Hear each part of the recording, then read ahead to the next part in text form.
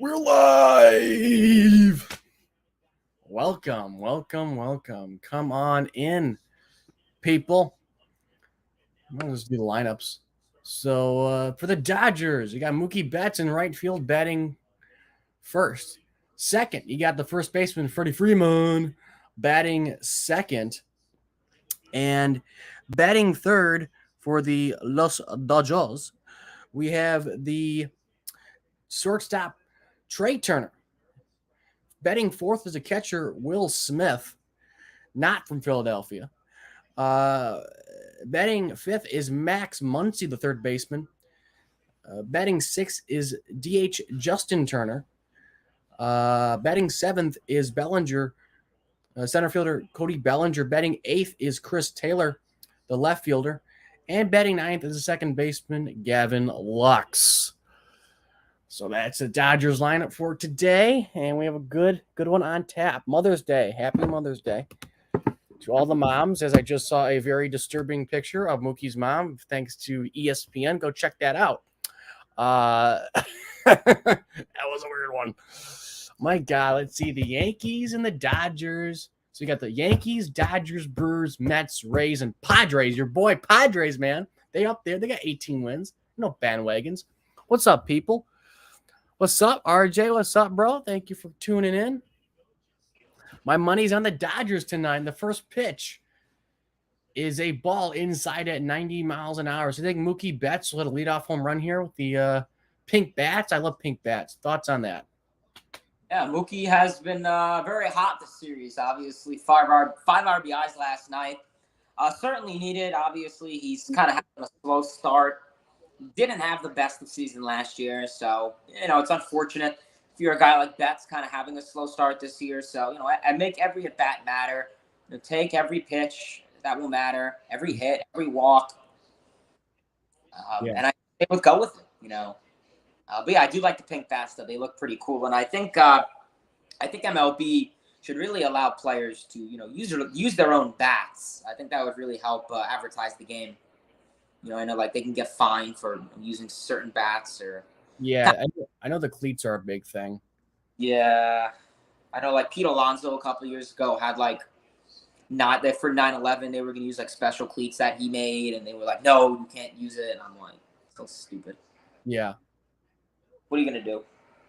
Did he go? Yes, he did. 2-2 went around. Robert Manford's in the house. Let's go. We got the commish. Let's go. Yes, sir. Yeah, Rob, the best commissioner in sports. You know it. The best commissioner in sports, as I cross my fingers as I say that. What's up, bro? What's up? Thank you for tuning in once again. Tell your buddy, your pal, your friends, we are here live all night long for this Dodgers and Cubs game. Man, I tell you what, when I used to watch this, Dodgers and Cubs, when they were, back in 2015, 16, 17, I mean, that was like really good series between these two because they're both really good. Both fighting for a pennant at the time. I always liked those series to watch. Those were probably one of my favorite series to watch in the senior circuit at the time when it comes to the playoffs. But yeah, and I got Freddie Freeman. Rest his head on a pillow made of concrete. Let's go. And your boy Marcus Stroman's not on the mound, bro. What happened? He's on IL. I was gonna say. IL, bro. Come on. I don't know. He probably just was too nervous to go pitch tonight and have to deal with all of the intriguing fans. If you guys don't know my beef, obviously, if you guys are on my channel, you would know that Stroman and I have some personal beef as he blocked me on Twitter for no apparent reason. I know Stroman is a guy that is, I guess, a little sensitive and does not like certain people and just blocks them. I know plenty of my other friends, some other Mets YouTubers that I'm friendly with. They're all blocked by him. And yeah, very unfortunate. It's not like I ever roasted Stroman. I just, I guess he just doesn't like the attention. I don't know. Yeah, he's a crybaby. That guy can just get over himself. He thinks he's the shit, and it's just like, you're not. I'm sorry, you are not. Like, you get over yourself, my guy. Like, okay, you had one good season in Toronto. Whoop-de-doo. You started one playoff game against the Rangers, You know, it was like, bro, chill. Yeah, I can't stand that guy. And a 2-2 on Freeman now. Freeman has been, kind of, he struck out looking, man. I said Freeman was about to say he's been kind of like leery or like, not leery, that's not the right word. He's been lacking, I guess I'm supposed to say. He's been lacking the offensive production. I feel like he's not in a slump. He's not terrible, but he's just like, I think the home runs are down. Hitting a lot of singles, I feel like, for the Dodgers this year, no? Yeah, I mean, I think home runs are down around all of Major League Baseball regardless. Right. We're seeing, I mean, 9 is, which is, I think, tied between, I want to say, I think Judge, Rizzo, and maybe one other guy, maybe Buxton. And otherwise, I mean, it's, home runs are just down regardless because of, the baseball. And we saw it today. I mean, I don't know if you guys were watching the Mets and Phillies game. Jay hit 2 balls over 100 miles per hour. Literally went, oh, nope, warning track, sorry. Yeah. That really sucked. I mean, there's guys out there that are going to be able to fight off of that. Some of the best power hitters in the game. Aaron Judge, Pete Alonso, Byron Buxton. They're going to be able to beat off of it, but not everyone. We're going to see Trey Turner was not able to run out that infield hit. That's unfortunate. But, yeah, I mean, coming the All-Star break, they'll bring back the juice ball, and yeah. Yeah, I tell you what, like you mentioned, the juice ball incident, right? And I feel I'm going to talk about this in an upcoming video regarding what the Mets hitting coach said. And I think he's right. I mean, I don't want to give away what I'm going to say in the video because I want you guys to go watch. It'll be probably on YouTube, maybe tomorrow or Tuesday, latest Tuesday. But anyways, it's obvious that's what that is what they're doing. I mean, they're trying to keep the ball in play, but unfortunately, players aren't taking that mindset and taking that approach to put the ball in play because, again, the ball's denting. We all realize that. That's a fact, unfortunately. Well, great, the ball's denting and won't go out anymore, but all that's doing is just turning those home runs that would be home runs into fly ball outs. Guys aren't adjusting and trying to hit line drives or ground balls, the other way, or they're not trying to get base hits and doubles and singles. They're still having that home run approach and the launch angle approach. And that's what hurt. That's what hurting the game right now is because these guys are out there and they're thinking, all right, I'm just going to try to, launch angle, swing up, get under the ball, dip my shoulder, all that stuff. And they're doing that. And they're realizing that, oh, the ball that would have went out last year is now at the warning track. Like I was just watching the Tigers game when they're in Houston, and a lot of balls I thought they were going to be out of Minute Maid Park to left field. Again, left field is only 315 in Minute Maid, one of the shortest left fields in all of baseball. I think the shortest. And I'm thinking, man, the Astros got some wood on the ball. Alvarez, I thought hit like a bomb. I think it was could have been a walk-off or something, or go-ahead home run. And he hit it just at the warning track. And one, he hit the wall, and he got on base. It would have been a walk-off home run. Ended up being a long single because he, pimped it a little bit. And he ended up, scoring the game-winning run after a base hit by the guy a few men after him. But regardless, that ball would have been on train tracks last year, and now it's at the warning track. So that's unfortunate. That's what I think baseball is doing, unfortunately, is that they know what they're doing. There's a line drive to left field, and it will get down to the warning track once again. That could have been out last year. There's a double for the Cubbies leadoff man. Who is that? Ortega, yeah. So the Cubs are in business here with a man on second and nobody out. But yeah, that's what's happening this year. The balls are dented. Everybody knows it. Baseball is doing that. Again, I don't want to say everything I'm going to say in the video because I already said it when I filmed it today. But check out the video, what I have to say. Am I surprised? No. Do I think it's bad? You just have to wait and see. But I think no doubt that they are screwing with the baseballs this year like they did last. That's all I got to say. They are for sure manipulating the baseballs this year, being MLB. Yeah. Very, very frustrating. It's hard because, like, how can hitters, get accustomed to what type of hitter they want to be? Yeah. It's really unfortunate. So, like I said, the guys that aren't power hitters are going to struggle, but your guys like your Byron Buxtons, your Pete Alonsos, your Aaron Judges, they're gonna be able to hit the ball. But maybe instead of 40 home, maybe they'll have 40 home runs instead of 60. And I think MLB really wants to expand the game, and I think this would be a perfect opportunity on having juice balls. Don't get me wrong, no hitters are cool. Like I love watching. We watched the Mets no hitter together.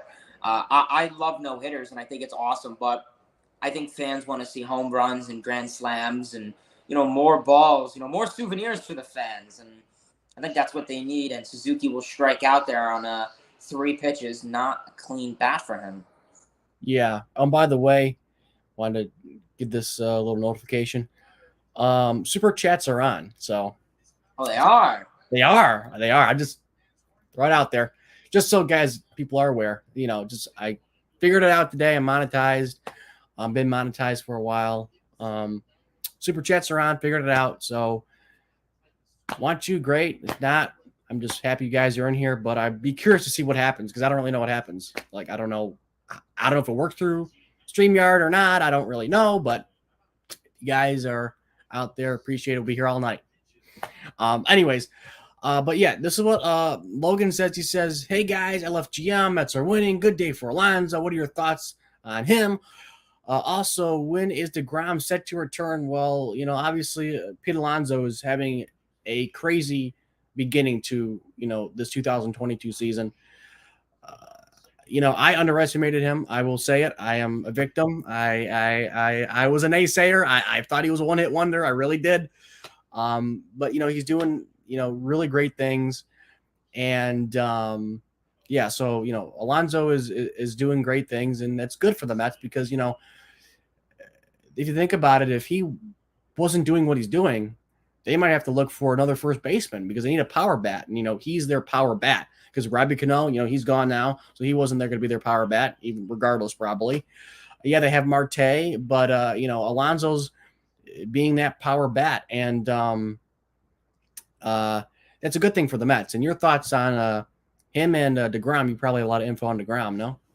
Yeah, obviously Pete Alonso, no surprise.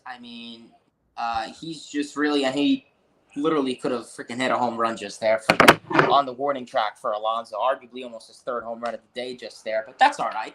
Alonso has really been something else this year. 7 home runs in the season, 26 RBIs. How can you not? I think those are all-star caliber numbers in early May.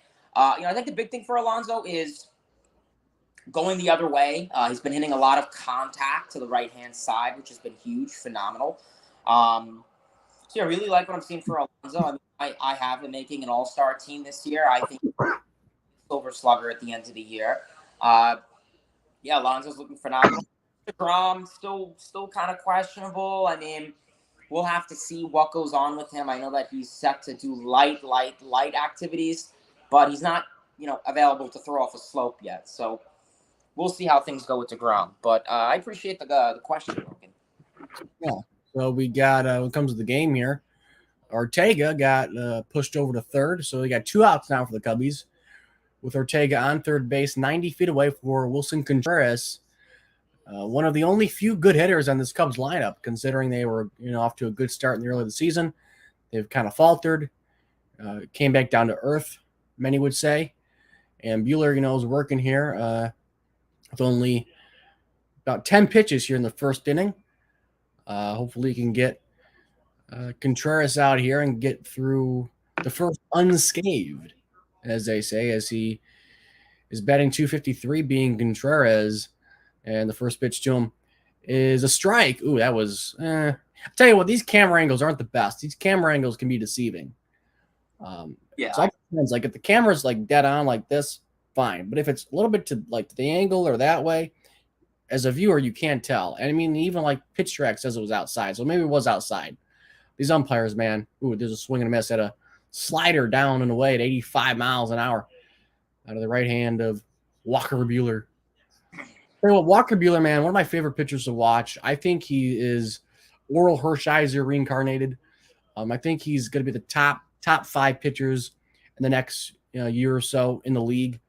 I think he will win a couple. Oh, that'll There's a line drive, base hit, and the run will score. Ortega comes in from third, and the Cubbies strike first here on a Sunday night against the Dodgers and Walker Buehler. Let's see. Bryson. Stroman needs to chill at times. Hell to the yes. The offense. This offseason, he went at it with the Mets' old front office, and now their GM. No way they wanted that one. No way they wanted that tone back. Yeah, I agree. I mean, he's a jackass. I don't like him. He thinks he's the stuff, but he's not. I mean, bro, chill. You're like 5'7", my guy. Like, chill. Okay. I mean, yeah, you want to pitch in 1968 with the mound was, make you 5'11", great. But this is not 1968, my guy. Okay. You're trash. You're trash on a trash team.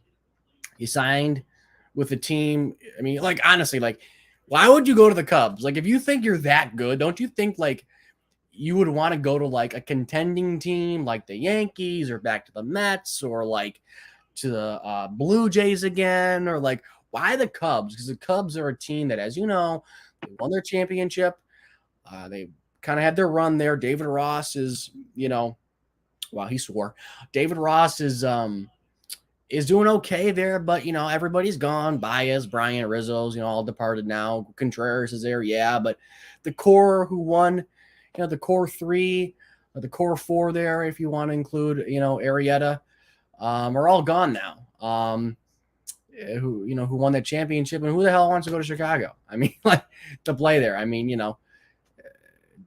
I just don't know why he wouldn't want to go somewhere else. And Buehler strikes him out, and he gets out of the first inning with giving up 1 run on a hit to Contreras, and the Cubs are leading it 1-0 after 1.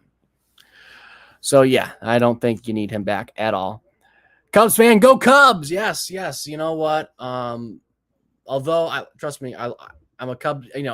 I like to watch the Cubs when they're good. Go Cubs for sure. Major League Baseball changes the balls every year. Needs to stop. 100% agree. I mean, it's just like, I mean, everybody's saying, like, I'm going to say this in my video, but like, as a consumer, you want a consistent product. You want to know what you're getting your money's worth. Like, you want to know, like, okay, it's like saying, like, if you go to, like, okay, for example, McDonald's, okay, everybody across the world knows that when they go to McDonald's, they will get a cheeseburger, and that cheeseburger will taste the same in Indiana or in LA. And what happened? The bandwagon Padres freaking walked off. But everybody knows that no matter where you go in the country, you are going to get the same cheeseburger, whether in Indiana, New York, Detroit, Florida, even in Europe. Okay?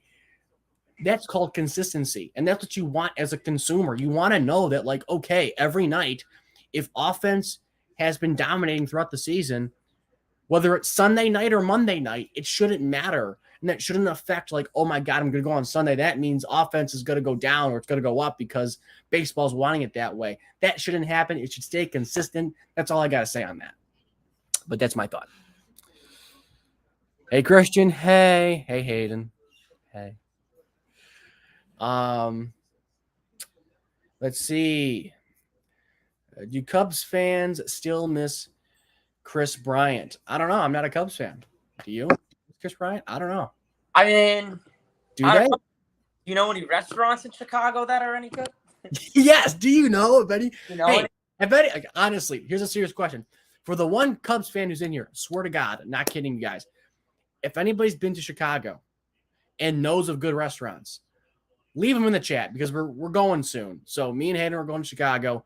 We're going to vlog it, go to a couple Cubs games. But we need somewhere to eat. So let us know. By the stadium, preferably on the north side there. But comment down below your favorite spot in Chicago for food. Pizza, Italian, tacos, whatever. I don't care. Do you think the Cubs messed up by sending away Rizzo, Bryant, and Baez? Well,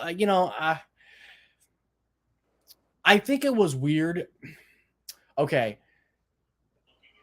I think it's weird because now they signed Suzuki and they're like, we want to give him a long-term extension. And you're like, why? I would rather give a long-term extension to Rizzo, Bryant, or Baez over Suzuki. Suzuki had one good month. One good month. And, they're already talking about it. We got to extend him. Well, you could have extended Baez. You could have extended Rizzo. I think they should have kept Rizzo, personally. I think Rizzo was like the cornerstone of that organization, even though Bryant was drafted and everything. I felt like that, like Rizzo was the OG in Chicago, and they should have kept him for the long term. And then they could have, got Suzuki still. And there's a fly ball to second base. Madrigal makes the catch, and there's a guy who they got traded from the White Sox who's not doing very well this year. I do believe, but yeah, when it comes to your answering question, I think sending all those guys away was not the smartest idea. But I will say, I think we should have kept one of them, preferably Rizzo, and then if you want to go out there and sign Suzuki, go ahead, knock yourself out. But that's what I would have thought. She wants to see Stroman, your favorite player. Nah, I have beef with Stroman. He blocked me on Twitter. Uh-oh. No, he doesn't. No, we don't like Stroman on here. Stroman sucks. Wilson Contreras. Yeah, the only guy who produces on the Cubs. No. Nico Hoerner. Kind of. I guess so. Yeah, I'll give you that. Phenomenal numbers with his 300 average. Is like 130 WRC plus. He's been. Wait a second. Obviously, you're selling. Yeah. Really, I think he's the most experienced. Yes, I think he's experienced. But I mean, if I want production, say Suzuki's took a little bit of a dip, but I take him and Nico Hoerner over Contreras.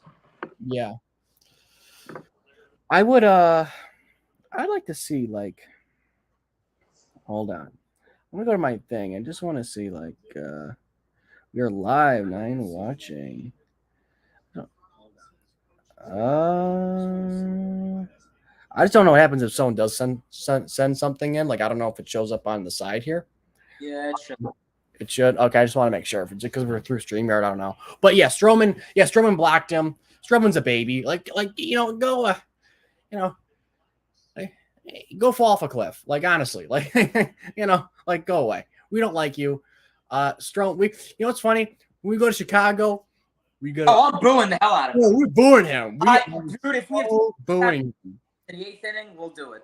Bro, we're gonna heckle that guy to no end. We're gonna be like those guys in a Major League movie where he's out in Cleveland. Yeah. You stink. The one guy is still out there and it is getting shellacked. You watch, we'll go to that game and the bandwagon Padres fans or Padres, they'll go off and they'll piss you off too. Time we'll have some solidarity with the bandwagon Padre fans. Yeah, he's got a. Yeah. I've avenged some of the Padres. Contreras is best hitter on the Cubs. Bars. Oh, we already did that one. Center field, and there is 3 outs. So the Dodgers go down quietly here in the second. Cubbies coming back up. Go White Sox. I don't like the White Sox. The White Sox, tell you what, the White Sox had a difficult start to the year. The Guardians, bro, we all thought, me and Hayden were saying this to each other because we're going to go to Cincinnati as well. We were like, man, we should have gone to Cleveland. Who knew that the damn Guardians were going to have a better record than the Cubs, the Tigers, and the Reds? Well, the Reds was probably a given, but who knew? Honestly, I thought the Reds wouldn't be bad. Keep in mind when we kind of planned a lot of this. This was before the lockout or during the lockout. So they still had Winker. Mm-hmm. They still had Sonny Gray. The only guy that was questionable, who, I mean, obviously was a free agent, was Castellanos, but everyone else was kind of still there. So, I mean. Mm-hmm. Yeah, I mean, you know, the Guardians are a team that just like, how do I explain it? They're like the Rays in a way.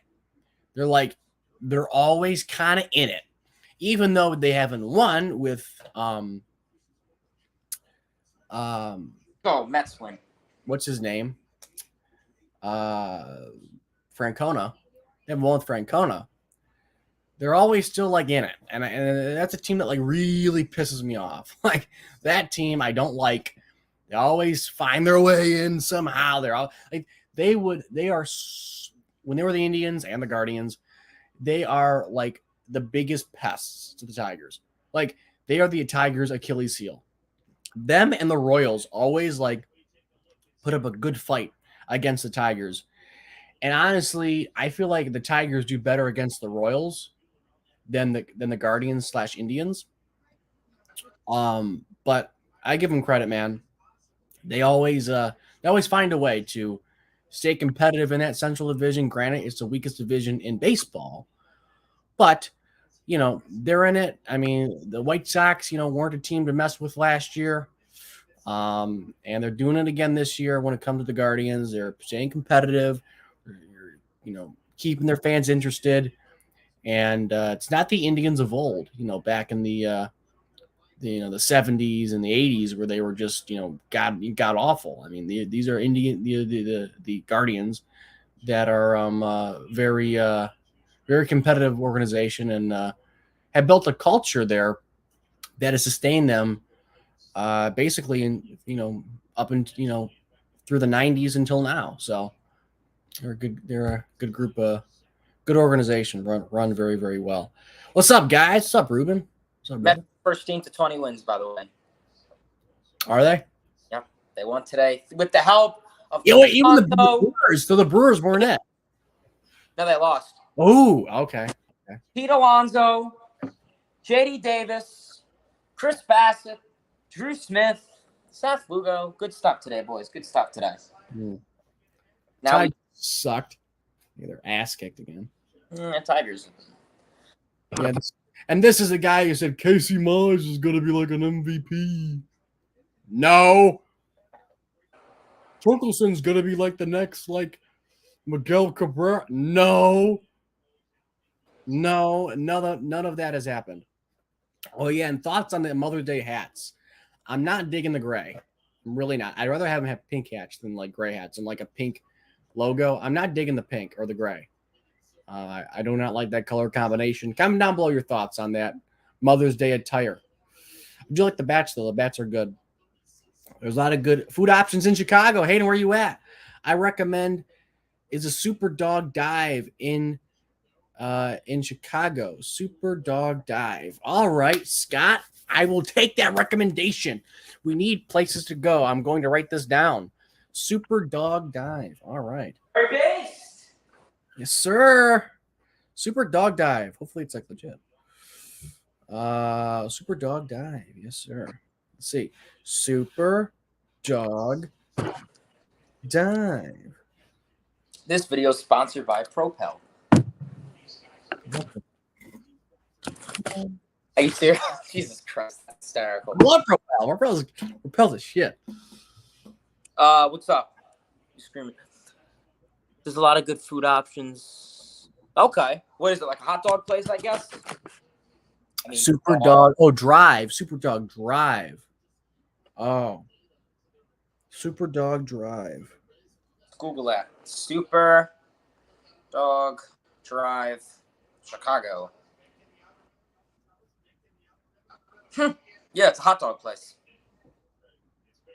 Super Dog Drive-In. Okay, is that by? Where's that near? It's on Milwaukee Ave, so you tell me. So far. Mm-hmm. It's on the north side.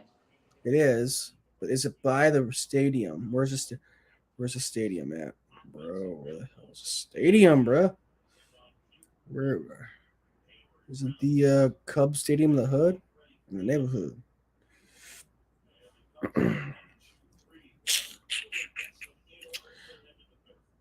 Oh boy, I'm trying to find it. Where is it retroactive to the stadium? I'm not sure. Well, I'm gonna screenshot this and I'm just gonna look it up later. But thank you for the suggestion. I appreciate it. We will look into that. Just get Chicago pizza. I know he's a New Yorker. He never had it. I've had it before. I've been there. I've been there. There's another breakfast place called the Rosebud, and that was the Rosebud is Italian, and then there was a thing called like something blueberry was a breakfast place, and they had like really good pancakes. I remember that one time. It was really good. But questions, comments, concerns, super chats open. Yeah, appreciate all the suggestions for the restaurants.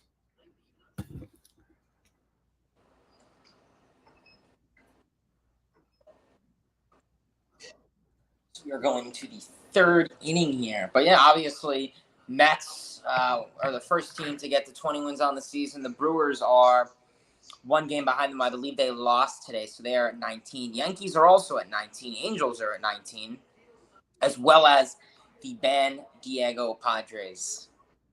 You just came up with that, didn't you? So that's that, obviously. All the Padres fans in here, go give hate to my guy. Hate him. He doesn't like you. He doesn't like you. I love the Padres. What are you talking about? Machado? I'll get this. Machado's been balling. That dude. He's been good. I told you this the other day. Yeah, he was. He's gonna have an MVP season. I think honestly, like it's kind of hard to like say like who's MVP, but like if he keeps it up, it's Machado. Yeah, I think Ohtani unfortunately hasn't been doing jack squat. It's unfortunate for a team, like the Angels, although he's been pretty solid on the mound. I mean, in Boston, he had 11 strikeouts, topped a career high for the K's. Hit like two doubles or two hits. I do believe one was a double, other one was a long single. It might have been. Oh no, wait, hit two long singles in Boston. About a week ago. I mean, he's been good. For pitching for them, which is honestly what they need him for. I mean, they have the best player in baseball, Mike Trout. I mean, if he can produce offensively, great. I mean, if he can end up the year with like 25 to 30 home runs, that's beautiful. Don't need to get 50, don't need to get 45. Like, you end up with 25 or more, I'm cool with that. I mean, honestly, saying that is like, I feel like I'm sounding selfish saying that because like the guy ends up with like 20. It's like 15. Great, because he's pitching. Like, we need this guy to pitch. And I think this is the Angels' year to make the postseason. I mean, the expanded playoffs was a blessing for them because they were like, oh my God, finally we have a shot to like, get in without having to like be on all cylinders all the time. We can have a losing streak and not lose ground.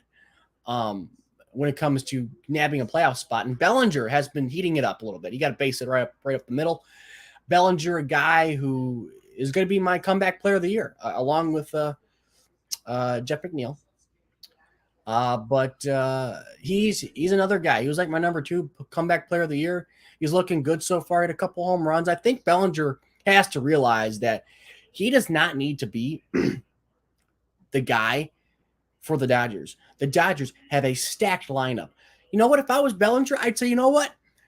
I'm not getting paid $300+ million. Okay, like that's you, Mookie Betts. That's that's on you. Justin Turner, Trey Turner.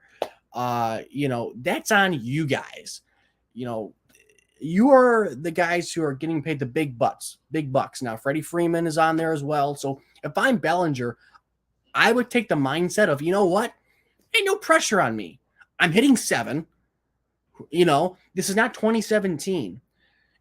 Like you have a stacked lineup. You got Mookie. You got Mookie. You got Freeman. You got who's that I just mentioned? Oh my God, why the hell am I blanking? Help me out. They got Freeman, Muncy, Turner. Yeah, Turner. Justin Turner. Well, they got all these guys up there who can produce. And for him, he's just a mindset of, you know what, I don't give a damn. I really don't care. When it comes to his production. And, you know, if he's comfortable at, you know, number 7, great, awesome. You know, do your thing. But don't put pressure on yourself where it's not needed. And this is a guy I love right here, Chris Taylor. Chris Taylor is like the real MVP. I mean, he is like so clutch for the Dodgers. I don't know why this guy isn't a starting player by now. I mean, he is so clutch. There's never a time where this guy doesn't come through. Watch, he'll come through right now. No, he'll hit a. Oh, come on. Oh, he is safe. See, he can't. You know what? He got a hit. I mean, like, this guy doesn't. This guy is honestly the real MVP. You want to pay somebody? Pay this guy.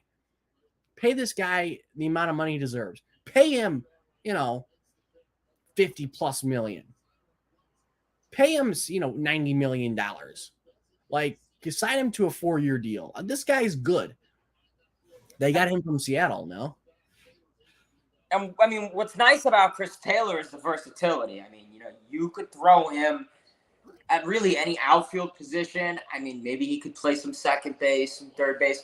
So the versatility is a huge thing for him. I mean, he's like, you know, a Jonathan VR or, you know, a Jeff McNeil. I think he's a little bit of a downgrade of Jeff McNeil.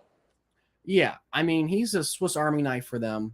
And I think he's a definition of what a Swiss Army knife is. I mean, literally does everything. He runs, he hits.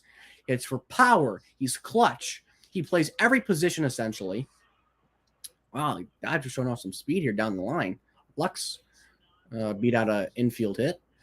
But still, the man is at first base. Now Lux. Lux replaces Turner at first. On the force out at second base.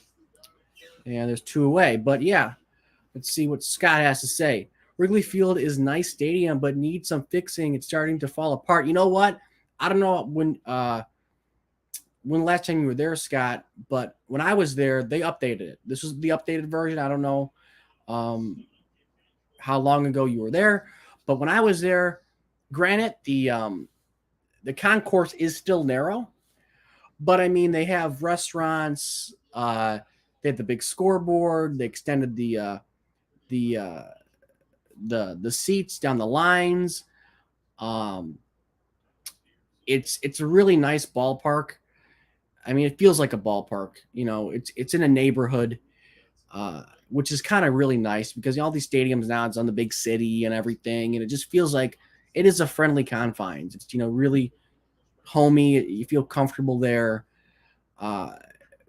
They've had some nice improvements as Mookie grounds one to Madrigal, and he steps on second for the easy out at second to get Lux via the force, and the Dodgers go down quietly. Left a man on as Mookie grounds out to second base, and the Cubbies are still leading 1-0. But yeah, Chicago Wrigley Field is nice. It's been updated. I was there. Oh God, I'd have to look. 2018. So pre-pandemic. So I believe what year did Castellanos get traded from the Tigers? Was that 2018? Say it one more time. When did Castellanos get traded from Detroit? 2019. 2019, so it was 19. Yeah, I remember he played with the Cubs and he couldn't grab Pete Alonso's 52nd home run. Or 42nd. I remember that. This guy. His whole life is like you depend on Pete Alonso for everything. I do. I mean, honestly, like I don't know how I survived. I don't know how you survived the previous 20-something years without this guy. 2002, Bryant made his debut 04, and he retired 18. So from 04 to 18, I was obsessed about David Wright. And then the next year, 2019, guess who came along? Pete Alonso. Wonderful. Yeah. I mean, I was kind of chilling there with him, but plus Bellinger has a lot of support around him to help. Yes, that is true. That is the big thing, and that's like when a lot of people asked me, I mean, I think someone asked you this in your stream. Someone asked me this on my stream, and they were like, who do you think's gonna have a better season, Yelich or Bellinger? And that's why I chose Bellinger, because he has so much just offense around him where he can get more RBIs, and I guess to the casual fan that's more appealing. I mean, a lot of his stats, OPS, are going to go up because he's going to have guys on base to help him out. Yeah. Drive him in. Unlike Yelich, I mean, I think the Brewers can be a good team, but they really depend on their pitching staff. Burns, Woodruff, Peralta. And that's my thing. Like, offensively, like, who do you have? Okay, Willie Adames, okay. Luis Urias, okay. Nothing, like, crazy. But, like, the Brewers don't have anyone that's like, oh, my God, this guy's going to, be, just, like, super clutch, MVP type of numbers. I just don't, like, I mean, Adames, okay. There's really, like, okay, Vogelback or whatever his name is, had a couple good hits, but he's not, like, going to be consistent with that. So, and that'll be a hit for Nick Madrigal. Oh, that'll be caught by Bellinger. Wow, like a gazelle, as Bobby Crosby would say. Like, when I become a broadcaster, I'm taking that. Like a gazelle. I think the best. I don't know why I love that saying so much. Like a gazelle. Yeah, Bellinger, man, he's been improving. He was one of my favorite players. For a couple years there. Besides Trevor Bauer, my guy. Hashtag free Trevor Bauer. Everybody in the chat, hashtag free Trevor Bauer. Everybody in the chat, hashtag free Trevor Bauer. Comment down below whether you think he's guilty, innocent. Did Rob Manfred screw him, or did he just screw himself? Comment down below your thoughts on that. That's a good topic to talk about. But I like Bellinger and Trevor Bauer. It's a shame that Trevor Bauer is not going to be back. I think the 2 years was a little rough, a little too much on the guy. I mean, he basically been out for a year with pay. I get that, but I just feel like it's kind of hard when you're not guilty on a legal level, but then somehow they can do their own investigation and find him guilty via MLB's investigation, which to me, I just don't understand. I can't wrap my head around that one. I mean, if they're basing their own punishment off of their own investigation, then why did they wait so long? I just don't get that part. I can't wrap my head around that one. But hashtag free Trevor Bauer. Comment down below your thoughts on what will happen with him. Will he ever get back? I know he's going to appeal. Hey, the KBO could use him. What's funny? He and Michael Conforto can be teammates in Japan or Korea. What's funny? I thought since his agent, Ray Chaluba,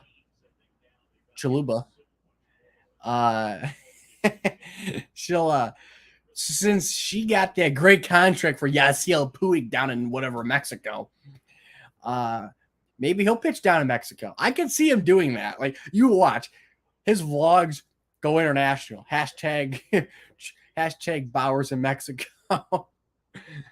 Bro, could you imagine on Cinco de Mayo, he announces I was signed with a team in Mexico? Like, oh my God. Speak, my friend. Bro, it's so good. But him and Michael Conforto are going to be teammates next year for the Long Island Ducks. The Long Island Ducks, the Atlantic member of the Atlantic League. They're going to get a new right fielder, Michael Conforto, to replace Matt Decker, and then they'll get a nice new pitching staff in Trevor Bauer. The two of those guys will make a great addition to the Long Island Ducks. Hey, man, the Tigers need help, bro. We need some. I would not object to the Tigers signing Trevor Bauer. Frankly, I think anybody who signs Trevor Bauer is the smartest team out there. I think he is so good. I think he is like just such an underrated pitcher, so misunderstood throughout the league. I think he was their best ambassador when he was doing YouTube. Nobody else is doing it like he did, like he was. Guys like Bregman tried to, but no one really liked Bregman after 2017 or 19, I guess, when the whole thing came out. But he's just a different breed. I like him. But that's all I got to say on that. There's a strike. to Suzuki. Thoughts on Suzuki, a guy who, was really, really good the first couple of weeks, and again, 0 for 1 tonight. I think he's batting a buck something the previous 15 or so games, or whatever it was, 12, 15 games. And there's another swing and a miss. Quickly, no balls and 2 strikes on the Japanese import. I mean, look, you want to sign this guy up, go for it, but I need to see more out of him. Granted, he has more power than what I thought. He's not a Ichiro, which is good, but he's not an Ohtani at the same time. But thoughts on any Cubs fans in here on Suzuki? He's down 1 ball and 2 strikes in the bottom of the 3rd inning with man on, a man out. Cubs leading it 1-0 over the Dodgers. Buehler on the mound. He checks the runner at first. He gets back safely as Freeman slaps the tag on.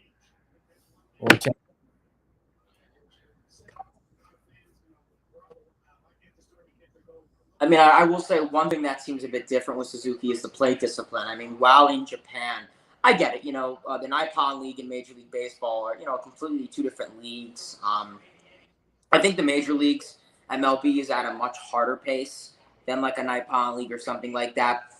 But the plate discipline was insane. I mean, this dude is a power hitter. I mean, he's going to have hard contact, get plenty of barrels in Japan. And yet this dude had more walks and strikeouts, and that's just what I find mind-boggling.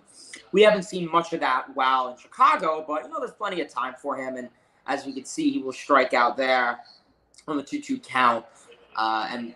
Yeah, I mean, that's really going to be, I guess, kind of the hardest thing for Suzuki. I mean, he had a good April. That's awesome. I mean, I think it's going to take time just to get, used to, Major League Baseball. Not everyone's going to be like, Ichiro Suzuki and, come here and just, be an MVP or rookie season. It's not going to happen for everyone. But I think it's an interesting signing. I really do. Do I think he's going to be the next, Matsui? We'll see. I mean, there's plenty of time to tell.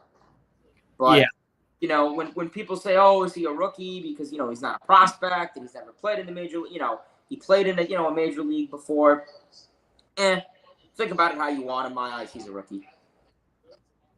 Yeah, I think I agree with that as Buehler delivers the 1-0 pitch. There's a strike. Evens it 1-1. Buehler works from the left side of the rubber. Tall right-handed pitcher. Sets at the belt. He gets the sign. Kick and the delivery. There's a swing and a miss. Throw down to second. Not in time. So the Cubs gain another 90 feet. Wait, did he swing at that? Why is it 2-1? Should be. Nice ball. Yeah, it should be 1. Should be 1-2 though. And they mix it up. Boom. Boom. Good jump there by Ortega. Being, I think, scored, was responsible for the scoring run in the first inning. So definitely we will see. Can the Cubs be clutch with 2 outs and hitting with runners in scoring position like some other teams in baseball? 1-2. It's just outside 2-2 count. 45 pitches for Buehler. Ian Happ 0 for 1, a strikeout, batting .276, 2 dingers, 12 stakes with a 7.99 OPP. And he sets at the belt again, the 2-2. Curveball down and misses. Hits the dirt. 3 balls and 2 strikes. The count is full, as full can get. The Dodgers wearing their classic road uniforms with Los Angeles scripted across the front. And the Cubbies wearing their classic home unis with Cubs on the right side. And the kick in the pitch, swinging a foul back. Oh, no, that's a strike. Wow, I thought he really hit that. Wow. That was a swing and a miss. Okay, how about that? Buehler strikes him out. Cubs leave a man on second. Freeman, Turner are up for the Dodgers. I thought he hit that for a second. Wow. The Cubs fan love the Suzuki signing. He's a power guy and can do a bit of everything. Yeah, I think he's I'm just confused because the Cubs, again, the point of them selling off everybody doesn't make sense. I mean, it's just like if you're gonna sell. Like, to me, I don't like this like in between. Like, oh, we think we want to win, but we don't want to win. Like, if you're gonna go and you're gonna go for it, and you're gonna sign guys, sign them, get them back. Keep the guys that were there who won you a championship. At least some of them. Everybody's gone. It's a whole new thing, and you don't want to be a mediocre team. You have now set a standard as the Chicago Cubs, and that standard is to make it to the playoffs. For the longest time, you were happy if you made it if you were in second place at the end of the year. I mean, that's how really bad the Cubs were for countless years. I mean, Want to see something what, really? 89, 84, and like 2003. I mean, that's only times I remember them ever being in the playoffs. GM, let's go. Yes, Oh, MVP. yeah, whatever. MVP. Yeah, whatever. That's an interesting point. I think it's like hard with rebuilding teams because like some teams will have a rebuild that does speed up, and I think the Cubs are kind of at a speed up because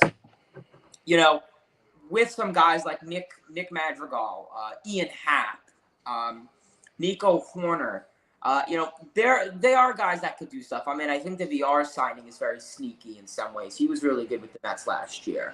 I think the pitching is going to be a downside. We're going to address that, but I think the Cubs could be a really intriguing team down the line. Maybe, next year they could be in some talks. I mean, the Central is obviously an intriguing division with the Cardinals and Brewers, and with the Pirates growing. But there's a lot of teams out there. The Diamondbacks. I had them being the worst team this year. I think they're at like 500. The Rockies. They're like what? The West is surprisingly good. All the teams in the West are over 500 or 500. I mean, Diamondbacks are like 7 games over 500. I mean the Rockies are. The Diamondbacks are like 500. The Pirates are actually playing good, not good baseball, but better baseball than expected. Really intriguing. So we'll see. That's how rebuilds are. I mean, I never really experienced a rebuild as a Mets fan. Never really experienced a rebuild. I mean, I've experienced like the obtainment of crappy veteran players, but I've never experienced like a full-on rebuild.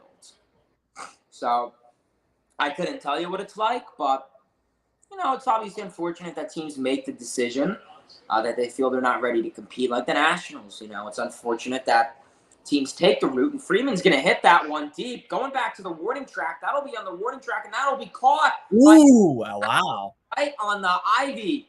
That ball was a foot or two from being out of this ballpark. Freeman arguably robbed, maybe could have got a little lucky there from the wind and possibly the dead ball, but good opposite field contact there from Freddie Freeman. Come on, Frederick. Well, to answer your question, Ruben, the Cubs have any young stars in the making down in the minors.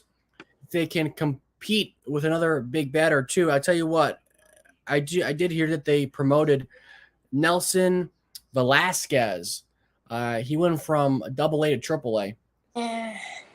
And, he's a guy that, he's ranked the 16th best prospect in the organization according to MLB Pipeline. But that was just some news regarding the Cubs top prospects. But Hayden, you're the prospect guy. Anybody you know? The Cubs really, in my opinion, have one of the worst farm systems out there. I think they definitely grew a little bit, obviously trading away Baez. They got some stuff in return. They got Pete Armstrong back. And PCA, Pete Armstrong, outfielder, I think is going to be a really huge guy. PCA, one thing that I like about Pete Armstrong, obviously, yes, he is in single A ball. He is young. But one thing that I like about him is his speed. His speed in the base pass and the bat speed could be huge. Definitely could be a Gold Glove caliber outfielder. So I definitely say watch out for a guy like Pete Armstrong. It's kind of tough. Cubs don't really like have any like crazy guys that are like, ooh, you know, if this guy gets called up, you know, it's not like, you know, like, oh, you know, you're Francisco Alvarez or, you know, you're whoever. I'd really just say PCA, and I think he's like their 5th or 6th best prospect. No one like, I mean, yeah, you'll have like your Brennan Davis who maybe they'll call him up this year. I'd say they probably should. I mean, his ETA is this year, and I mean, what does it hurt? It's not like he's, you know, going to be, you know, yeah. So we'll see. Cubs, I think, definitely did expand their farm system a lot from trading, you know, Baez, Bryant, Rizzo. I think they definitely gained some stuff there. So, you know, we'll see over time. You know, a lot of the prospects they got were young, so that's kind of the downside. They won't be able to make an impact soon, but 2 years from now they could. So as of right now, there's really no one that's like offensively that's like, ooh. But if you want down the line, I'd say Pete Armstrong or Brennan Davis. Okay. Yeah, I mean, I think you know the Cubs are a team that is in a weird spot. They're in the middle ground. No one wants to be in that position. And unfortunately, the Cubs put themselves there. I mean, you know, what are you gonna say? So, play by play on point, fellas. Thank you. Good job, Hayden. Good job. Thank you. And by the way, don't forget to like, comment, and subscribe to this stream and my channel, MLB Chatterbox, and Hayden's channel, Mets Talk with Hayden. And let me tell you, he doesn't just talk about the Mets. He talks about a bunch of things. Don't get discouraged by the channel name because he's a Mets fan. He's a good guy. I mean, I don't know. I may honestly have to change it to Pete Alonso, Jeff McNeil, Tyler McGill. Oh, God, no. Because David Peterson had another phenomenal day down in AAA, going 4 innings, only surrendering 1 hit. So I think you put the MLB scoreboard on the screen. Can I do that? Yeah, like, you know, on like the website they have. Yes. You know what? Bryson, thank you for pointing that out. I will do that right now, boys. Let's see. Go to MLB.com, right? Yep. MLB.com. That's actually a good idea because you know what? MLB. I don't want TV. Okay. Will Smith up the dish, facing an 0-2 count. All right, here we go. So let's go back to here. Go to share my screen. Go to share screen and Chrome tab. There we go. There we go. Let's see. How do I want this formatted? No? I think I'd put it yeah. It's the only way it's gonna go, really. We'll go like this, or that nah. I mean, you can't really see us. I kind of like the first one, but it's your call. I don't like that. I like this. I mean, that's really. I like this. Yeah, it's better. I don't like that if I go full screen, I can't view the chat. It's kind of stupid. Mm. Oh, dumb. This kind of sucks. But let's see. Pittsburgh sports all the time because I'm a Pirates fan and I'm interested to see what you guys think on the new pitching philosophy of the organization from the minor leagues up, which pretty much is no pitcher goes past the 4th, or maybe he was about to say the 5th. So I've not heard about that philosophy, to be honest. I'm not going to lie to you. I've not heard about that. But off the bat, no pun intended, I'm not a fan of guys just going 5 to 6 innings. I think your starting pitcher, there's a comebacker to the mound and everybody is safe. How about that? But back to the question, I'm not a fan of it. I've not heard of it.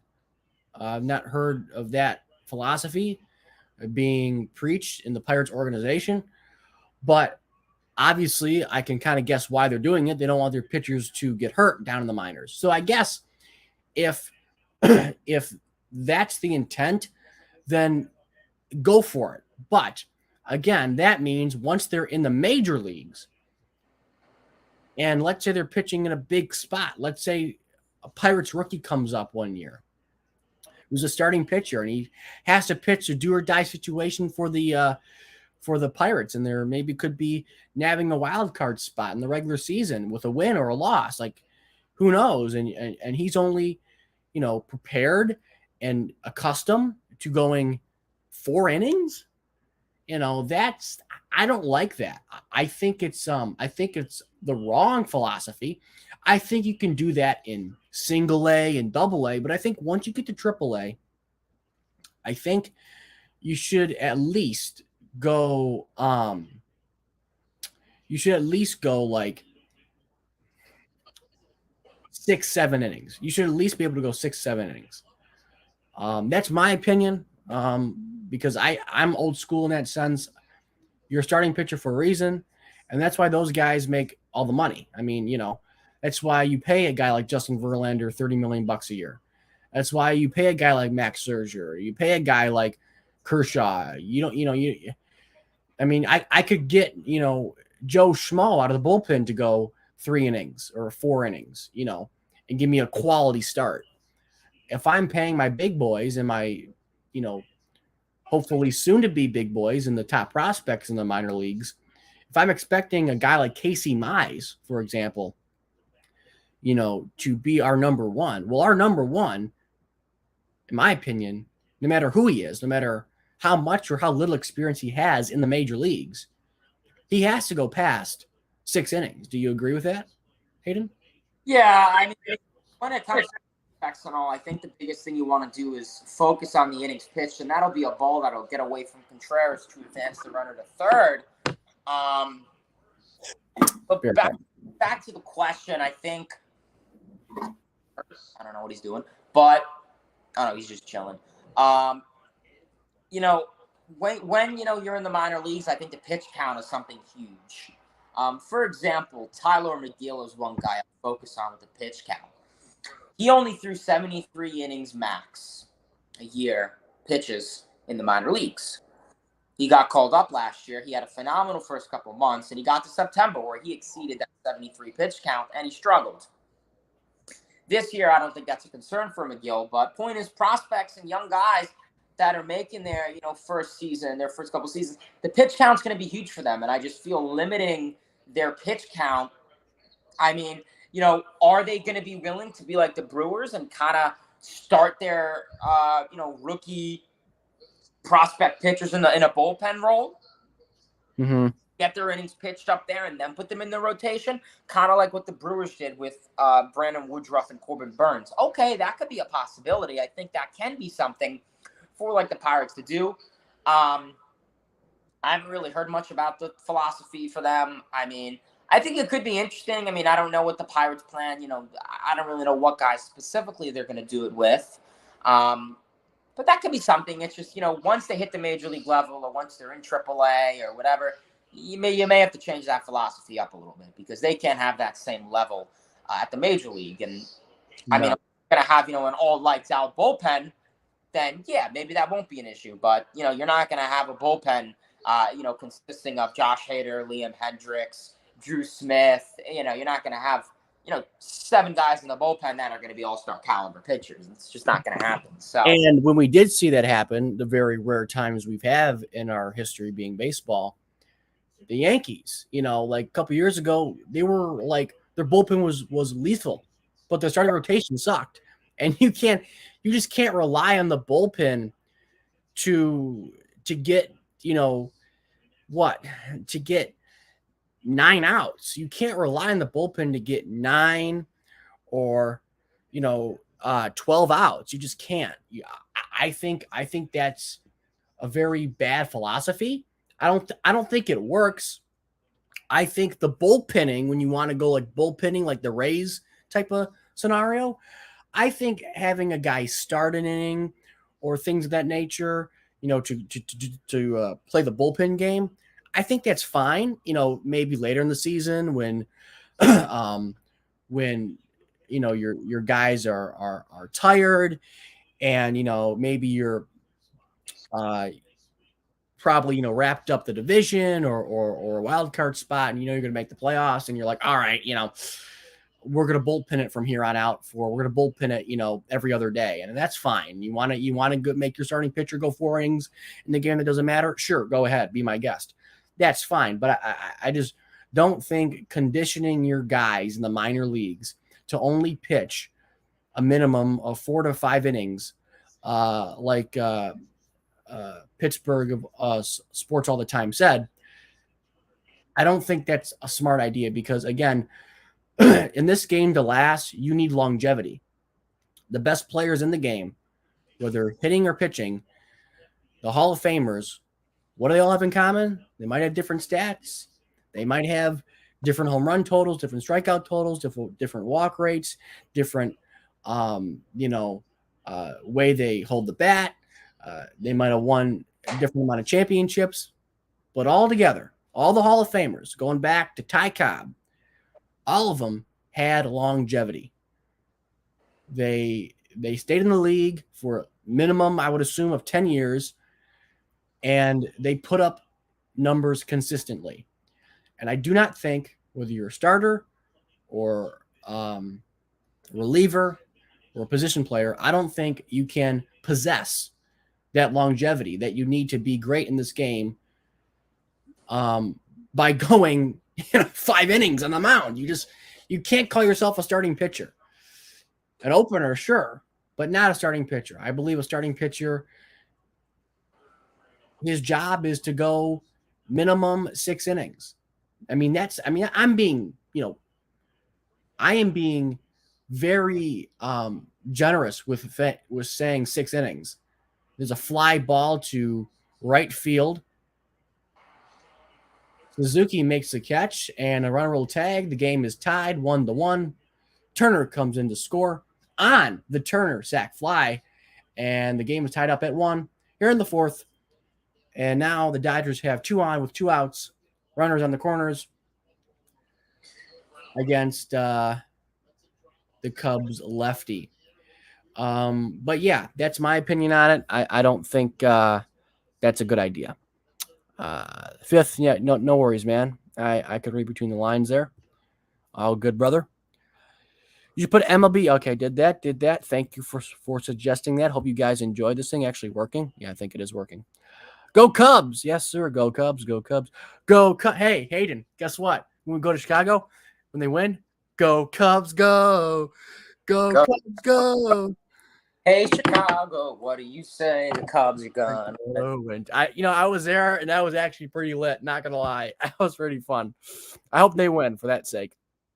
Nowadays, managers take more care and focus on their bullpen. I do agree with that. I think managers have begun to value the bullpen. Obviously, a guy like Buck Showalter did not in the wild card game against the Blue Jays. There left Zach Britton in the pen, but that's okay.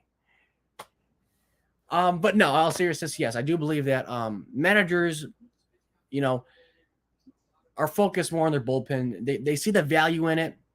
I mean, let me tell you, before bullpenning was a thing, the Tigers had like the worst bullpen ever. And the irony is, when the Tigers suck, whenever they're like really bad, their bullpenning was very good. There's a nice play. No! How about that? And the Dodgers take the lead on an infield hit. How about that? Oh, wow. Magical with the wheels. 102.7 miles per hour off the bat of an exit velocity, and he just got in. He really stretched his legs there long. Great attempt. I think that was Nico Horner. Whoever that was, I couldn't tell. But phenomenal stop there, but could not get the throw in time. Madrigal.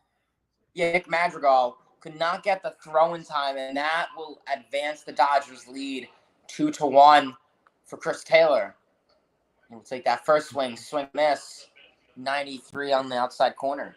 But yeah, I think what I was gonna say is that the irony is the Tigers bullpen is good when the Tigers suck, but the Tigers bullpen was the reason why they probably never won a World Series. their bullpen sucked for the longest time. When they were winning between 2011 and 2014, no matter if it was Jim Leyland or Brad Ausmus who was manager, their bullpen could not hold down, a lead that wasn't greater than like 3. I mean, it was, we could not get a save. I mean, every guy we brought in, whether it was in the beginning, it was Papa Grande, Jose Valverde, Papa Grande. The other guy was Phil Koch. He was 2012. 2013 was Bruce Rondon. Then you had Joe Nathan. You had Joaquin Soria. I mean, every guy they brought in. I mean, it was just Bruce Rondon. I mean, it was every guy they brought in. K-Rod, when Auspice was here, who pitched in the World Series for the Angels in 2002. K-Rod there. Francisco Rodriguez. God, this guy sucked. Everybody's terrible. And the reason why they never won a championship was because of that goddamn bullpen. And it was just so disappointing. And I think now they see, because of probably what happened to the Tigers and what's happening to the Phillies these past couple of years. And the irony is that, the Phillies president of baseball operations is Dave Dombrowski, who was the GM back in Detroit all those years when the Tigers were winning but couldn't have a bullpen. What's going on here? Why is there like a commercial happening? Because the out. Oh yeah, just leave that because the game commercial break. But well, I don't want to show the game. I don't get copyrighted. You're not gonna get copyrighted for that. For this? Is a commercial here? Nah, you're not. All right, but anyways, the irony is Dave Dombrowski was there when the Tigers were winning and their bullpen sucked. And where is he at now? The Phillies, a team where the bullpen sucks. So I think people have realized how valuable the bullpen is. I think that really came to fruition, when the Royals were winning those championships and, and going to the World Series in 14 and 15. They had Wade Davis and all those guys at the back end. I remember that. That was a great bullpen for the Royals there. And the Cubs had a good bullpen with Chapman and in 2016, even though he gave the home run to Rajai Davis in Game 7. But, they had guys. I think every championship club has a bullpen who can really hunker it down. Whether it's Chicago, Kansas City, the Giants, Brian Wilson, he was a good one. Sergio Romo, he was lights out. Struck out Miguel Cabrera for the last out in 2012. Looking, by the way. Every team was won a championship. Giants, the Cubs, the Royals, the Red Sox, the Dodgers, whoever, you name it, the last 10 or so years, 10, 15 years, has had a lights out bullpen. And I think, it's good that they focus on the bullpen. I think it's very important. So that's my thoughts on the bullpen thing. It's extremely important in today's game because whether you're doing the Rays philosophy or doing the old school, go to Chapman in the 9th inning, I think, the last out matters. And, you can win the first 8 innings, but if you lose a 9th inning, as the Phillies know, against the Mets, all your work is lost and wasted. No, absolutely. Ballinger with an uppercut. Long swing. Yeah, he needs to cut that down a little bit. Bellinger, a guy, like I said before, needs to chill on the uppercut there. I think he has to just like get out of his own head. Do whatever the hell's natural to him. I don't care if this guy does a Gary Sheffield, okay? Like, as long as he, is comfortable up there, I think he'll do great. That's my opinion.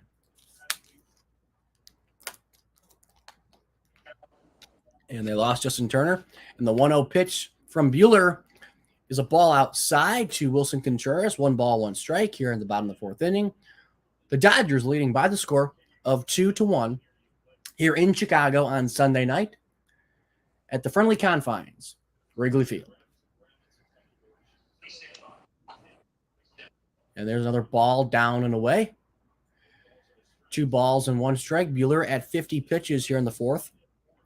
And we're getting an Amber Alert. No! Damn it! Does anyone like the Amber Alert? We're having a hurricane down there in Florida. If anyone has seen a blue Hyundai 2011 with the license plate of C3,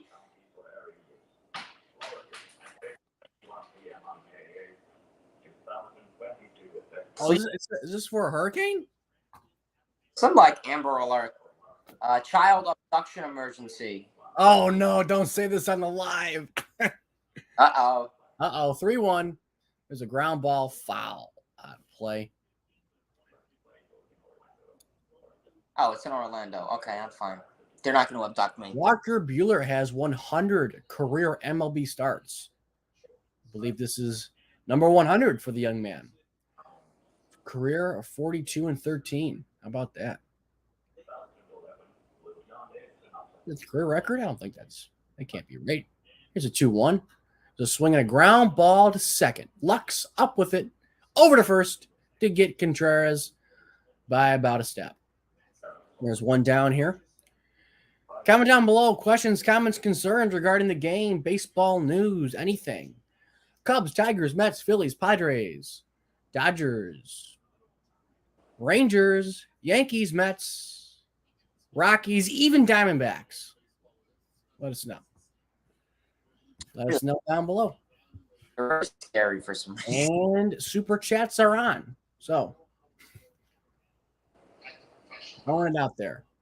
How about this? How do we make a deal with you guys? If I predict something right, throw a super chat in. Does that sound good? I feel like that's fair. If I predict like a home run, if the Cubs win, I'll give you $1. So that'll give you. Next time we do this for the Mets, Pete Alonso gets a home run, you get $1. That's a good incentive. Then I'll really be his fan. Like, you know how like the Mets have something called No Kid Hungry, and every time a New York Met player hits a home run at Citi Field will donate $25,000 or $2,500. Yeah, same thing.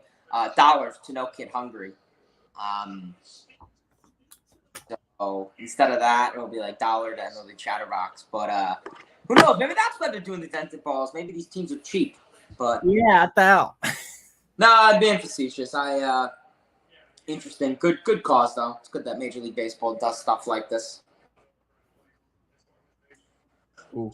Turner being aired. Yeah, who's mic'd up? Justin Turner, right? Yes, it is Justin Turner. Lindor nominated him. Oh, he did, yeah. Yeah, players have to nominate each other for it. So, like, I don't know who plays next week, but I'm guessing Turner will have to nominate someone. And Nico Horner with a base hit straight up the middle. Nice line drive to Cody Ballinger. And that'll be his first hit on the night. And that'll put a runner on first with 2 outs. Nice 2-out base hit for Nico Horner.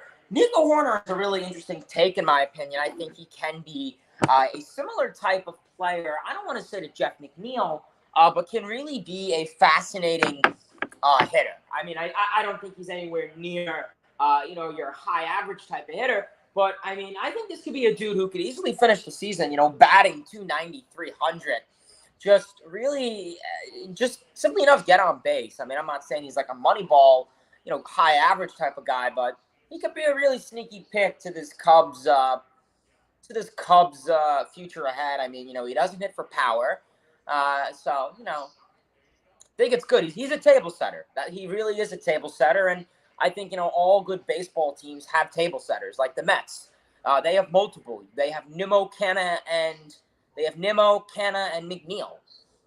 Boom, Cubs table setter right here. You could have a guy like Jonathan VR or Nico Horner, be that table setter type of guy. So, really interesting for the Cubs. And I see we got a dozen of people in the chat already. So I appreciate you guys. Thank you guys for tuning in. Thank you. I'm calling a homer here. I'm calling a homer, guys. Oh, that would have been it. That was a perfect pitch. He could have killed that. But the question is a wind blowing to right, center, or left tonight? I think it's to right field. The Swiss Army knife. Like that's like the most like cliche. Like everybody Swiss Army knife. Like what about like the I don't know. 0-2 inside. I'm telling you, he's going yard here. If Bueller hangs something, gone. I don't know. What is VR's numbers on the season? Could you pull it up? Can you pull up Jonathan VR Savant? Baseball Savant? Yes. Because I'm curious to see how VR has been doing. I mean, he's really been. I mean, he was just something else with the Mets last year. Oh, he's out. Oh, wow, that was close. No. Horner. Come on, Nico. Let's see. Go Goodrum. Yeah, I mean, how are we looking with him on the season? I mean, don't look at his like percentile rankings. Tell me his like WRC plus, WOBA, OPS. I mean, tell me you're looking because let's see. Can be an interesting take ahead. Let's see here, boys. Here's the 1-2 outside.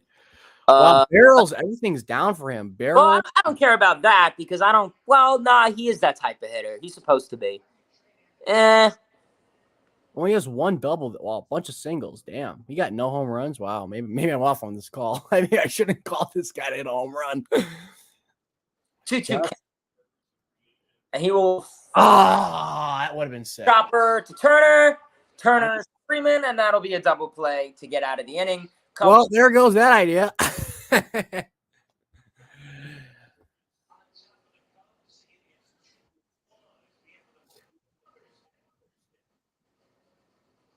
Happy Mother's Day. Keep the play-by-play. It's cool. All right, we keep doing play-by-play. If you guys want play-by-play, we'll keep. You know what we should do next inning? I'll do the first batter. You do the second batter, and I'll do the third batter or whatever. We're like, I'll go first. You go second. Want to do that? I'm down. That's cool. Let's do it, bro. I mean, got nothing else to do. Let's do it. Yeah. If you guys like the play-by-play, honestly, let us know. I mean, hey, yeah, we enjoy it. Unfortunately, that did not happen, my friend. That did not happen, unfortunately. But they're still in it, only down by 1. Are they up by 1 or down by 1? They're up by 1. My bad. You're down by 1. Yep, that's my thought. Wilson Contreras. So, thoughts on the Contreras brothers? They've been intriguing. Yeah. I didn't even know that his brother played for the Braves. Yeah, he's really nothing like crazy. I mean, kind of like came out of like, I don't want to say came out of the blue, but like he's really no one that's like crazy. I think obviously Wilson is much better. But hey, what are you gonna do, right? Right.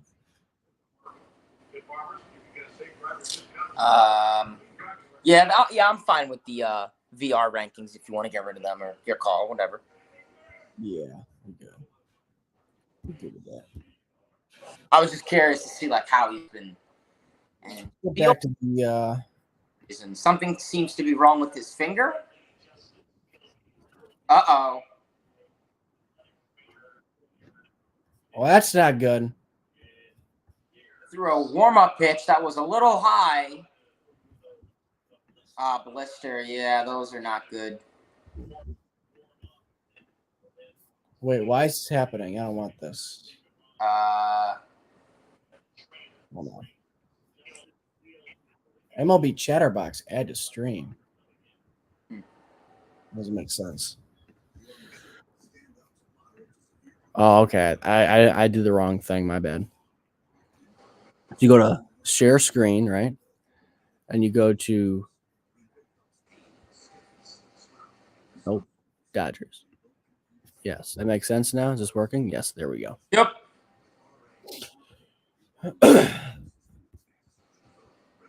Hey, Santiago's here. Yes, our friend from Puerto Rico. Yes, sir. Hello, bro. What's the weather down there? I want to know. I want to know. Yes, the famous Roberto Clemente. I love Roberto. Roberto Clemente.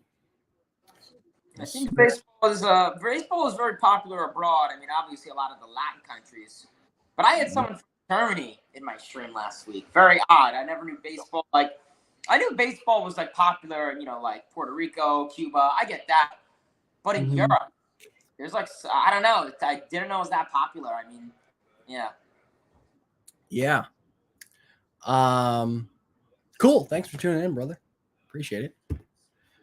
Liam, Justin Steele at a blister. It's being taken out. Yikes. Yeah, it kind of sucks. Blisters are just like a thing that like they sound like, oh, a guy's like a wuss, but like no, because like when you're a pitcher, man, I mean, I've had a blister, like trying to throw, and it just sucks. I mean, when you have it on the, usually the blister is in a place where your fingers is on the seam, and when you're trying to put pressure on it and throw it hard, and of course, the most famous blister was Trevor Bauer. Remember in the playoff game against the Blue Jays? That was before he was like YouTube famous. He had that bloody finger. I think it was an index finger. I mean, it was bloody, bro. It was like, oh, gosh. And it was terrible. And they had to remove him. And he was mad, dude. He was really mad. I remember that. But yeah, blisters are nothing to screw with. And Mitchell Rucker is in the ball game now for the Cubs.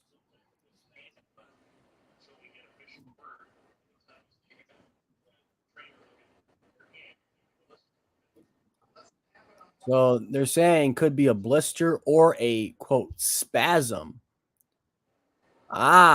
Maybe it's a spasm because it doesn't look like that is there's any, damage to skin there. So it could be something with a nerve or a bone there.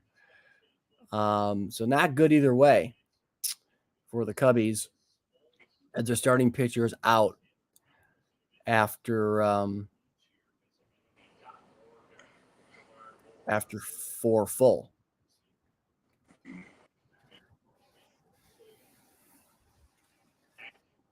So when we go to Chicago, we're going to be doing the Cup thing, right? Yeah, I want to partake in that tradition. Yes, sir.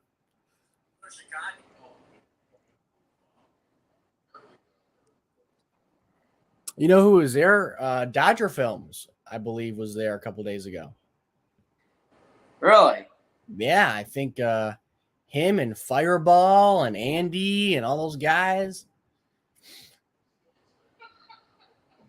Well, Mets Talk with Hayden, that's a really good comment. And I mean, like, dude, I'm going to have to agree with you on that.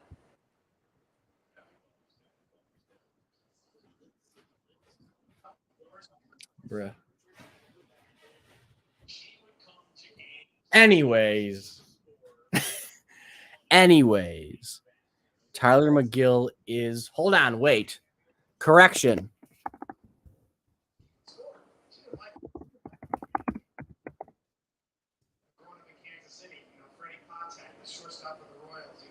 He's over 20, Mom. He's struggling. She'd always say, he's two. She understood regression to me. What? Wait, I had to fix your typo. Mom understood regression to the mean before it was a thing. That's awesome. Is that 2 L's? McGill, yeah. Oh, crap. We have to do the play-by-play. Yeah, here we go. Here's the first pitch. There's a strike, 77 miles an hour. Right there at the knees to the Dodger second baseman Gavin Lux. So for 1, a home run, 6 RBIs, a 250 batting average on the line score for him. And there's the ball down. No ball, 1 ball on 1 strike. 2 pitches. Dodgers leading 2-1. Starters have gone 114 1/3 this year. And relievers have gone just the same, 114 2/3 for the Cubbies. So pretty been managing their, managing their pitching very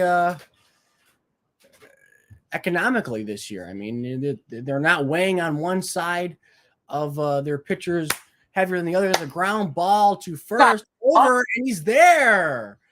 How about that? Gavin Lux beats out a little blooper, or a little nupper, I should say, and ended up in no man's land. That's the pitcher's ball. You got to cover first, and that's the pitcher's ball. Especially if you're running with the speed of Lux. It's not like Pujols or some 45-year-old vet. You gotta. That's the pitcher's ball. Yeah, that was his ball, and he would have been safe. If Rivas let the pitcher grab it and he covered first, boom. All right, well, the runner on first for Mookie Betts.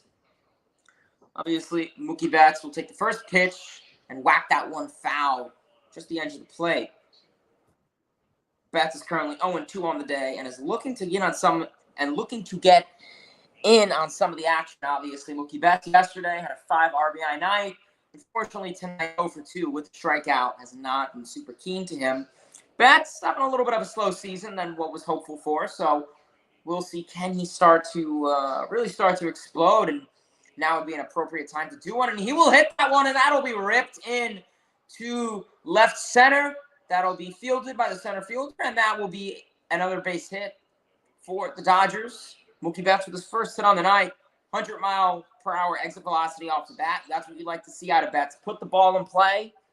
If you're not going to get home runs, if you're not going to get doubles, go for some base hits. And that's what he did. Hit it right in between the shortstop and third baseman. Shift for guard. Still likely would have been a hit. Phenomenal hit there. And the Dodgers have some stuff in action. And Mookie Betts is a 9-game hit streak. So that's what you like to see out of a guy who, okay, maybe not putting up MVP numbers, but can do something like that. Here's Freddie Freeman. He lines a ball over to right field, past a diving second baseman for the Cubs, Nick Madrigal.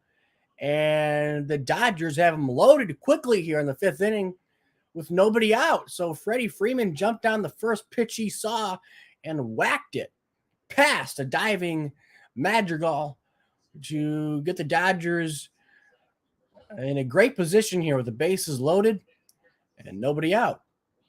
How about that? Bro, that ball had eyes. Hello.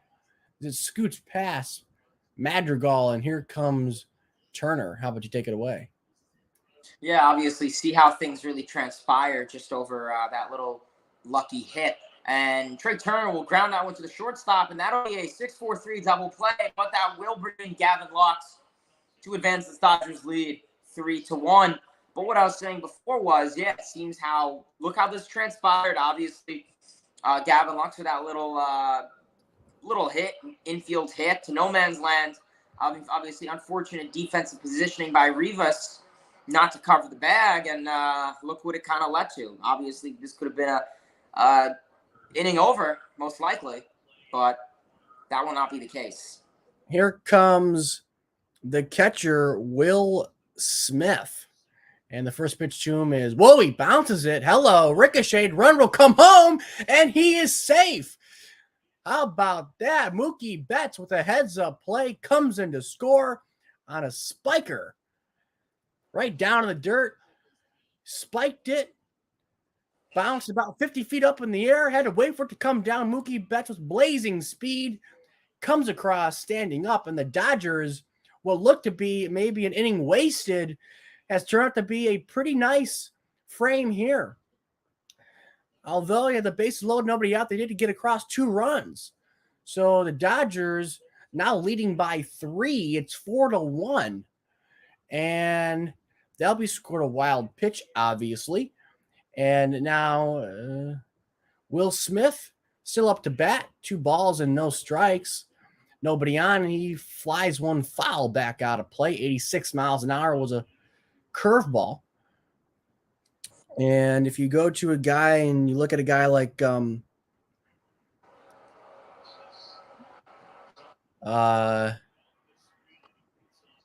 Will Smith,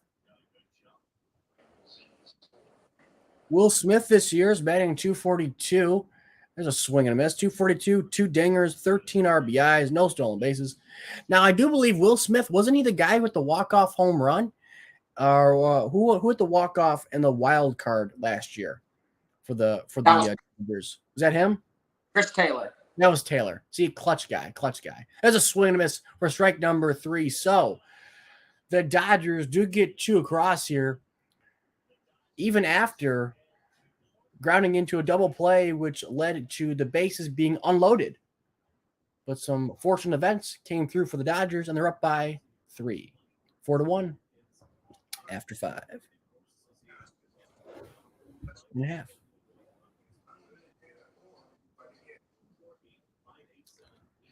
Blake Trinan out to the All-Star break. How about that?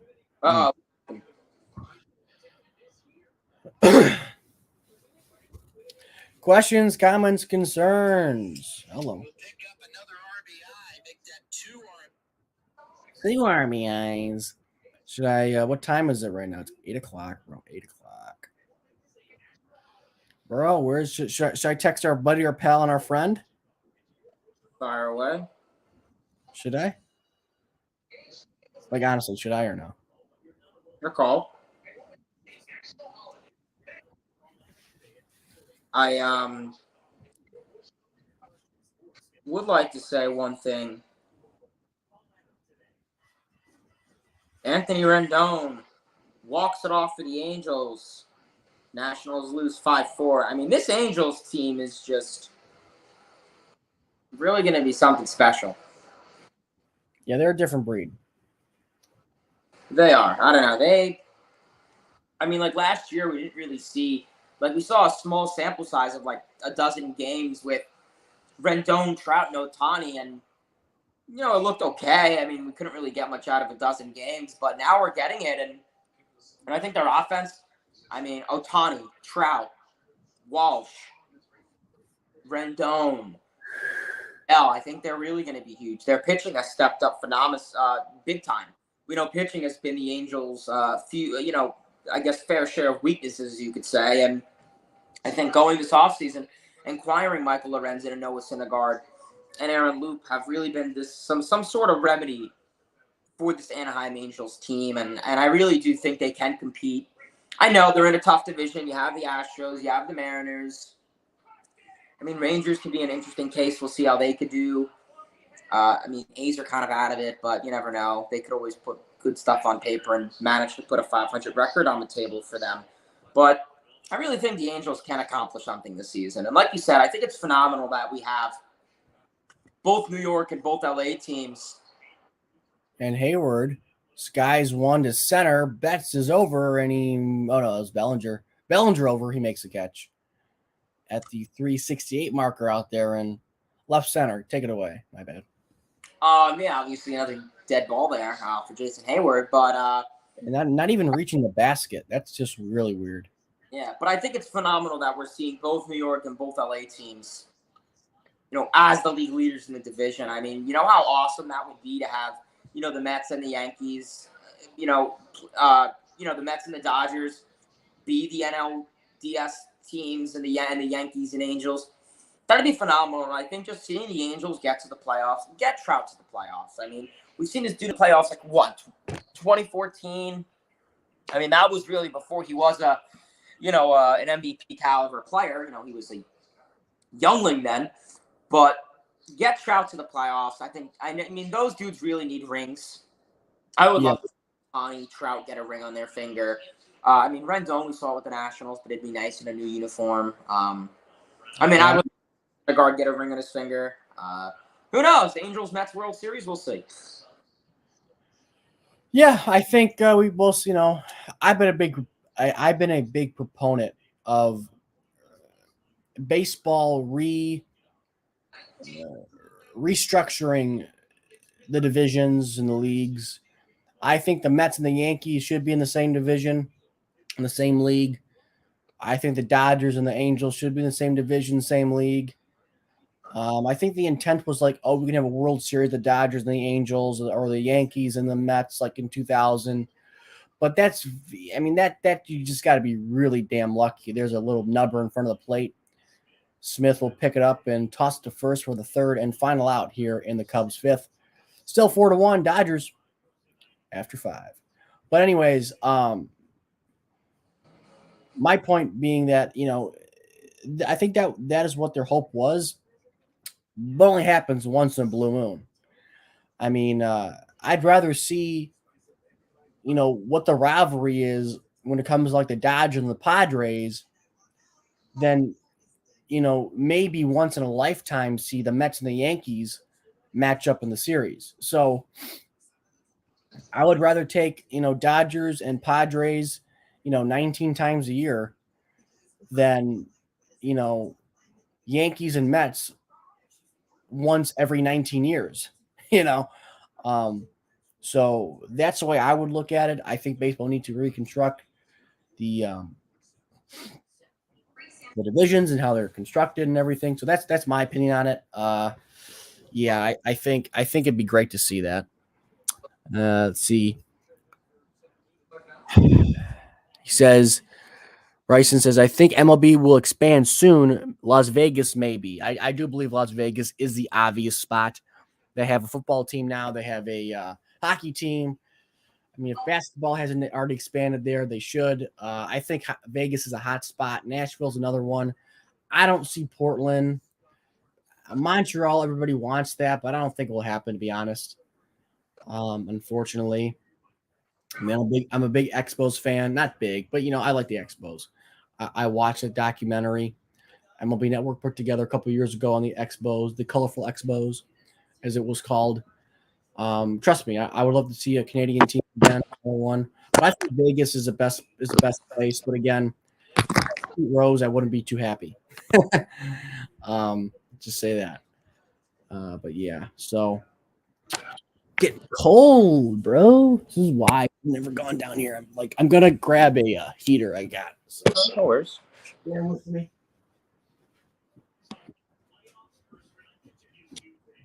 So obviously, what inning are we heading into? We are heading into the bottom of the 6th inning. We're heading into the 6th inning for the Chicago Cubs and Los Angeles Dodgers.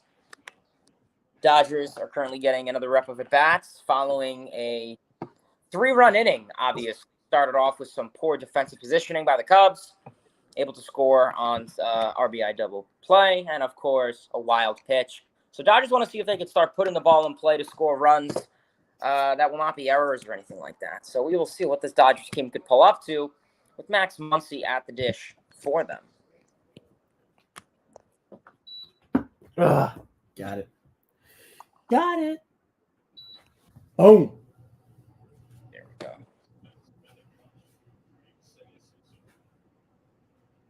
So 2-1 count here for Max Muncy. Obviously, Justin Steele taken out of today's game with a blister on his hand. Very unfortunate. So, unfortunately, Cubs' luck did run out with their bullpen. Rucker giving up 3 runs in the 5th inning, but is hoping he could try and get a clean slate in the 6th inning, see if they could try and get something coming back with some of the bats in Nico Horner, obviously April of the month rookie, Seiya Suzuki, and most importantly, to try and hold off this Dodgers offense, as Max Muncy will take that pitch just outside, and that'll be a walk, 4-1 count now for Muncy. Runner at first, no outs. Well, Dodgers looking to extend their lead here in a cold night in Chicago. It is currently 61 degrees in Chicago, but it feels like 57. So the wind chill's at 57, 61. It will drop down, to about 55 by midnight. Hopefully won't be here as long tonight, but hey, it's baseball. Anything can happen. But the first pitch is a strike to Justin Turner, and the second one will be a high fly ball deep to right, Suzuki under it. He makes a catch. The runner retreats to first, and there's one away here in the Dodger 6.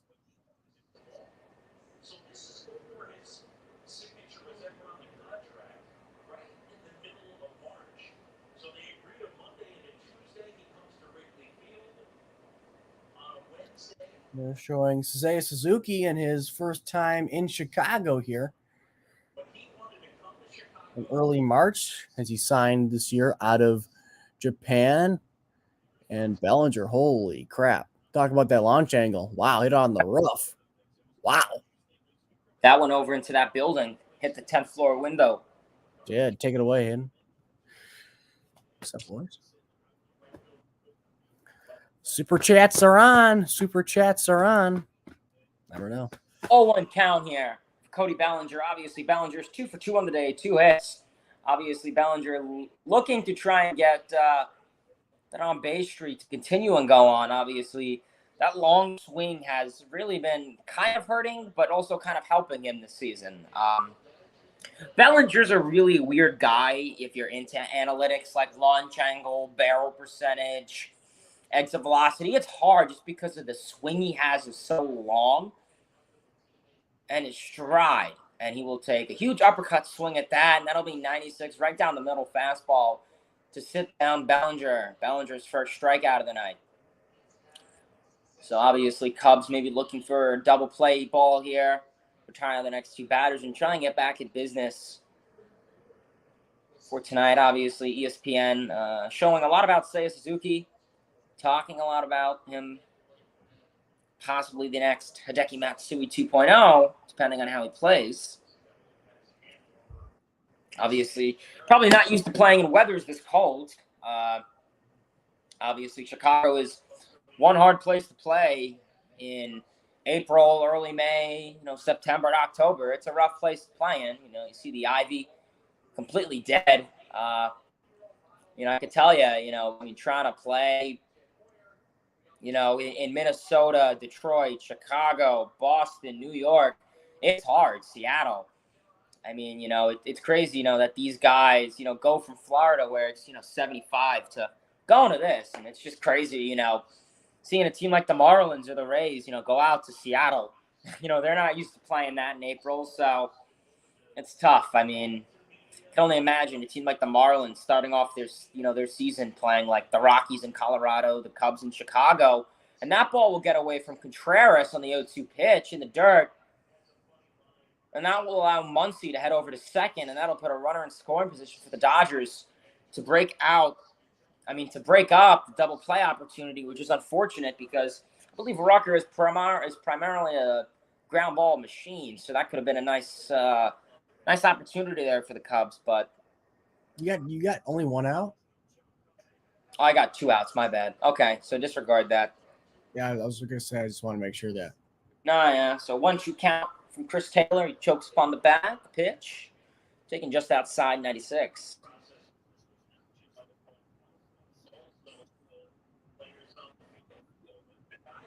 Obviously, they're showing Nick Madrigal and Seiya Suzuki's reaction to the cold weather, obviously. A lot of these guys are not fond of that. And Chris Taylor will swing and miss on that one, 88. Borderline strike zone. Rucker, like stated, able to pitch around that leadoff walk to Muncy, retire the next 3 batters, and we will see what the Chicago Cubs can get rolling here in the bottom of the 6th inning. Can they get a spree going? If you're the Cubs, down by 3 runs, be a very appropriate time for the Chicago Cubs to get something rolling against Walker Buehler. Obviously, Walker Buehler putting on a really good night so far. 5 innings, only surrendering 3 hits, a run, a walk, 5 strikeouts. He's been looking good. Obviously, Cubs will have the meat of their order coming up in Suzuki, Happ, and Contreras. Obviously, Suzuki and Happ 0 for 2 on the night, hoping to get some stuff. Both of those guys have 4 strikeouts combined. Try and put the ball in play. Really weird to see Suzuki. Obviously the average being so low, as well as the OPS kind of being relatively low. Kind of surprising. You thought he'd be a walk machine, and the plate discipline for Suzuki hasn't really been there. The 830 OPS is pretty good. So I think the plate discipline shows there that he walks a little bit. The average is a little down, and obviously that's what makes baseball interesting. And the scenario to that is because he walks a lot, which is fine. But, you'd like to maybe get some hits, hit for some power. We know that Suzuki has been shown in Japan to hit for some power. only 4 home runs on the season. So, his last 7 games has yet to have a homer. He has not hit a homer in his last 15 games. So he's been having a little bit of a rough streak. Obviously, last 7 games, only batting 125, OBP 192, slugging 250. So he's been a little quiet. He's been striking out a lot. This Dodgers series struck out 5 times already in 3 games. And still counting. So Rookie of the Month has been a little quiet since, but there's plenty of time for him to bounce back. Plenty, that's what makes baseball exciting. Really does. Obviously, Yankees split their doubleheader today. Mets split their doubleheader today. Angels walked it off. Yankees walked it off, didn't they? Yes, bandwagon Padres walked it off.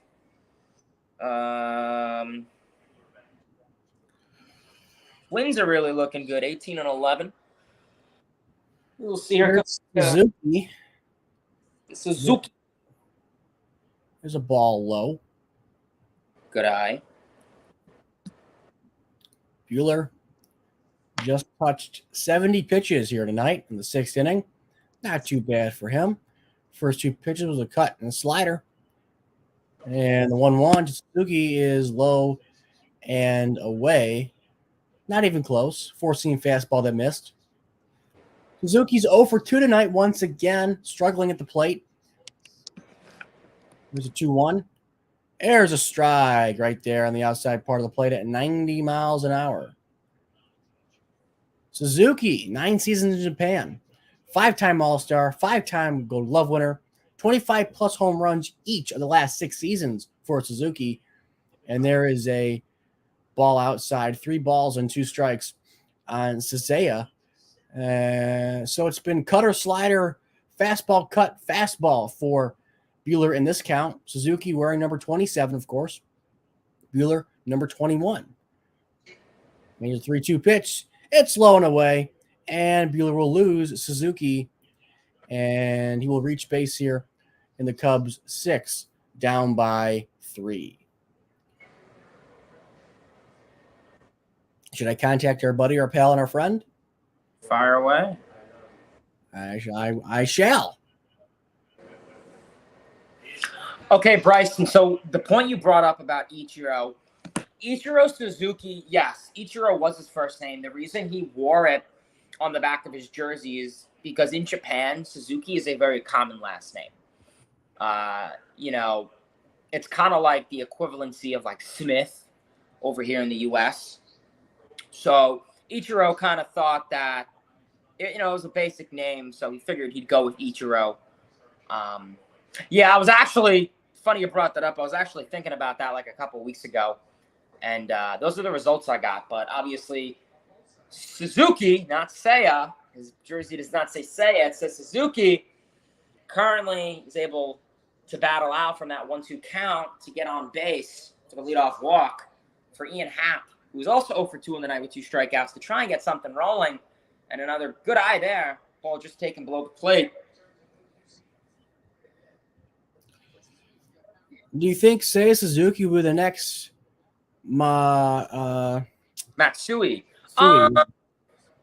You can't tell. I mean, after a month's worth, you can't tell. I mean, everyone was like saying he'd be the next Hideki Matsui. I mean, it's possible, but it's like, I know they're comparing Ohtani to Suzuki, and it's just like, the Nippon Japanese League is so different than MLB. It's just, I get it. The power numbers could be, something of interest. Maybe the play discipline, but you can't tell off of these guys. It's way too hard. Yeah, and I think, I think the fact that Hideki Matsui was a lefty helped in Yankee Stadium a lot. I agree.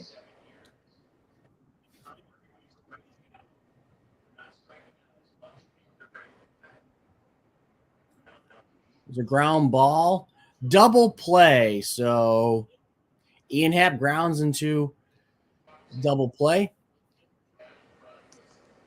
And there's 2 away now quickly for the Cubbies.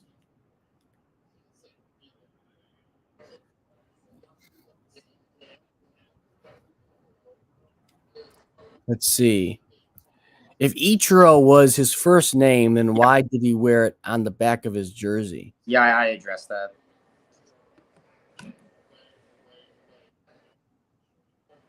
Unfortunate. Wow, I never realized that. Yeah, because Suzuki's I'll repeat it again for the new people and you. Suzuki is like the equivalency of like a Smith or, a basic last name here. So when he was over in Japan, he didn't really want his last name to be Suzuki because that was, an average normal name, very common. So he wanted to be a little unique. So he chose Ichiro in the back of his jersey. And I don't really I wonder in MLB, could you put your last name if you really wanted to? I mean, it's not like you're putting some random BS name. It's your first or last name.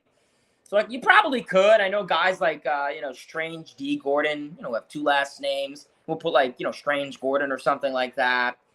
So, I mean, I don't know how the MLB rules with jerseys go. I mean, I couldn't tell you. It's probably something through Nike or whatever. Ground ball to first. Freeman picks it, grabs it, and the inning is over. But I did not know that. That's like a mind-blowing moment for me. That's crazy. About 2 weeks ago, I was watching highlights of Ichiro Suzuki bunts, and I was like, wait a minute. And then I was like, I Googled it, and it said that exactly. Wow. I have to tell my dad that one. I don't think he'll know that or realize that. Love the stream, bro. Super cool. You brother are very knowledgeable. Thank you. Thank you, man. Appreciate it. Apparently, I wasn't on that part. I didn't connect. I was like, huh? And I was like, wait, wow, okay, that's a new one. I didn't realize that. That's crazy, dude.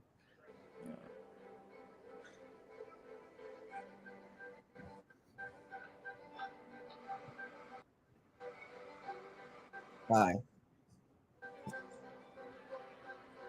Never knew that about Ichiro. Yeah, we're in the same boat, my friend. Same boat. I didn't realize. Known, I guess. Huh.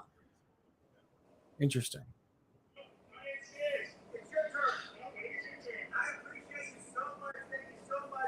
Did you know that games in Japan can't go past 13 innings? I did not know that. That's interesting. Yes. So what? 13. They cap out at 13. I believe that's still a thing, or it might be 14. But I know there is a limit of innings. So how many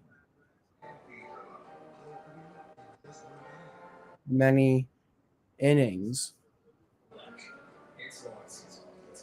can a game go in Japan? 12 innings. That was close. So what? It just is a tie? It's a tie. It is a tie. At least do some runner in scoring on second or third. I don't know. Well, you know how I figured that one out? Ever watched the movie Mr. Baseball with Tom Selleck? Okay. There's a scene where the movie is he's a player who I believe played for the Yankees who sucked and then goes over to Japan to revive his career. And it's it's like a cultural clash. He doesn't realize he's not accustomed to what they're doing in Japan, and everything's different for him and what have you. And there's he lines out in the 10th inning or whatever, or the end at the end of the 11th inning or 12th inning or whatever. And he lines out, and then game over, and they all walk off the field. And he's like, what the hell's going on? And he's like, this is Japan, brother. We only play 12. Nothing goes past 12. And I'm like, really? And that's a thing. So yeah. Now, while in the playoffs, there is a 15 inning limit. So playoffs to get the 15, regular season 12. Skyline in Chicago looks beautiful. Today is election here in the Philippines. Based. No, we're talking about Japanese players. But that is cool. Maybe I'll vote for. I'm gonna vote for John F. Kennedy. I heard he's a pretty good guy. Yeah, but he's, I don't know. No, you know who I'm voting for. You know what I will say? He is not really heads up. He's not really heads up. That's true. I'm gonna vote for Pete Alonso, and Jacob deGrom, and Brandon Nimmo. There's a walk. So president, Jacob deGrom vice president. I definitely ride on that campaign ticket. Franco says, I'm glad the Dodgers finally decided to start Gavin Lux regularly. It took too much having to DH, but still happy to see him because the Dodgers were just wasting his time and talent down in AAA or the bench. I agree. I think he's the Dodgers were blessed to have so much talent, too much talent. They had him, they had Verdugo, they had Bellinger. They brought in Betts, they brought in, Freeman and Taylor and all these guys, position players. I mean, the Dodgers, in addition to signing guys, produce great position players. And it's just like, wow.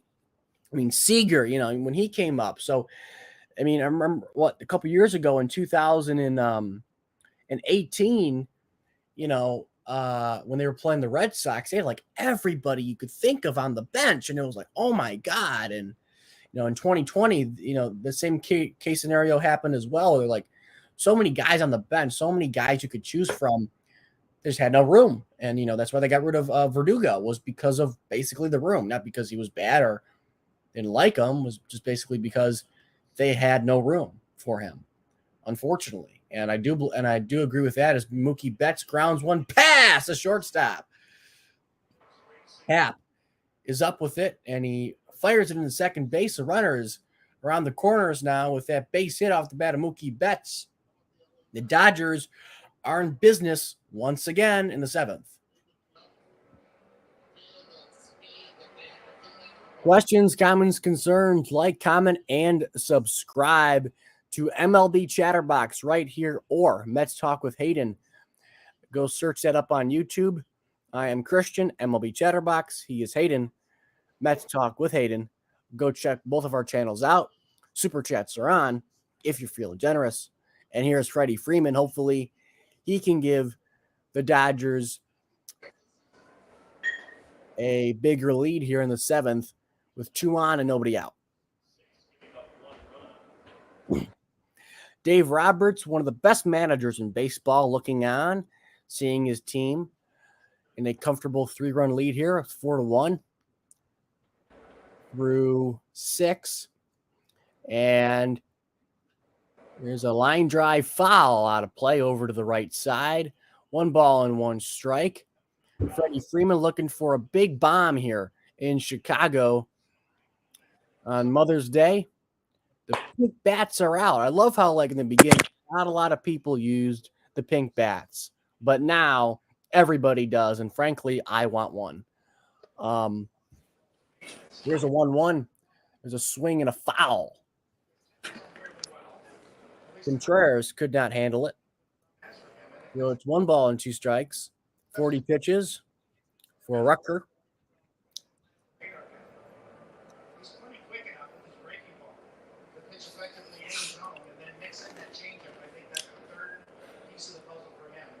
Want to ask you a question. I may have an answer. After the Freeman at bat, they check the runner, Betts at first base.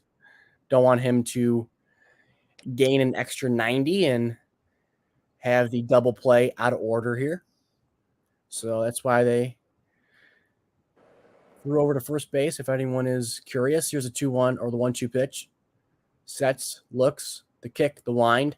Go to the changeup. And then skies one to left.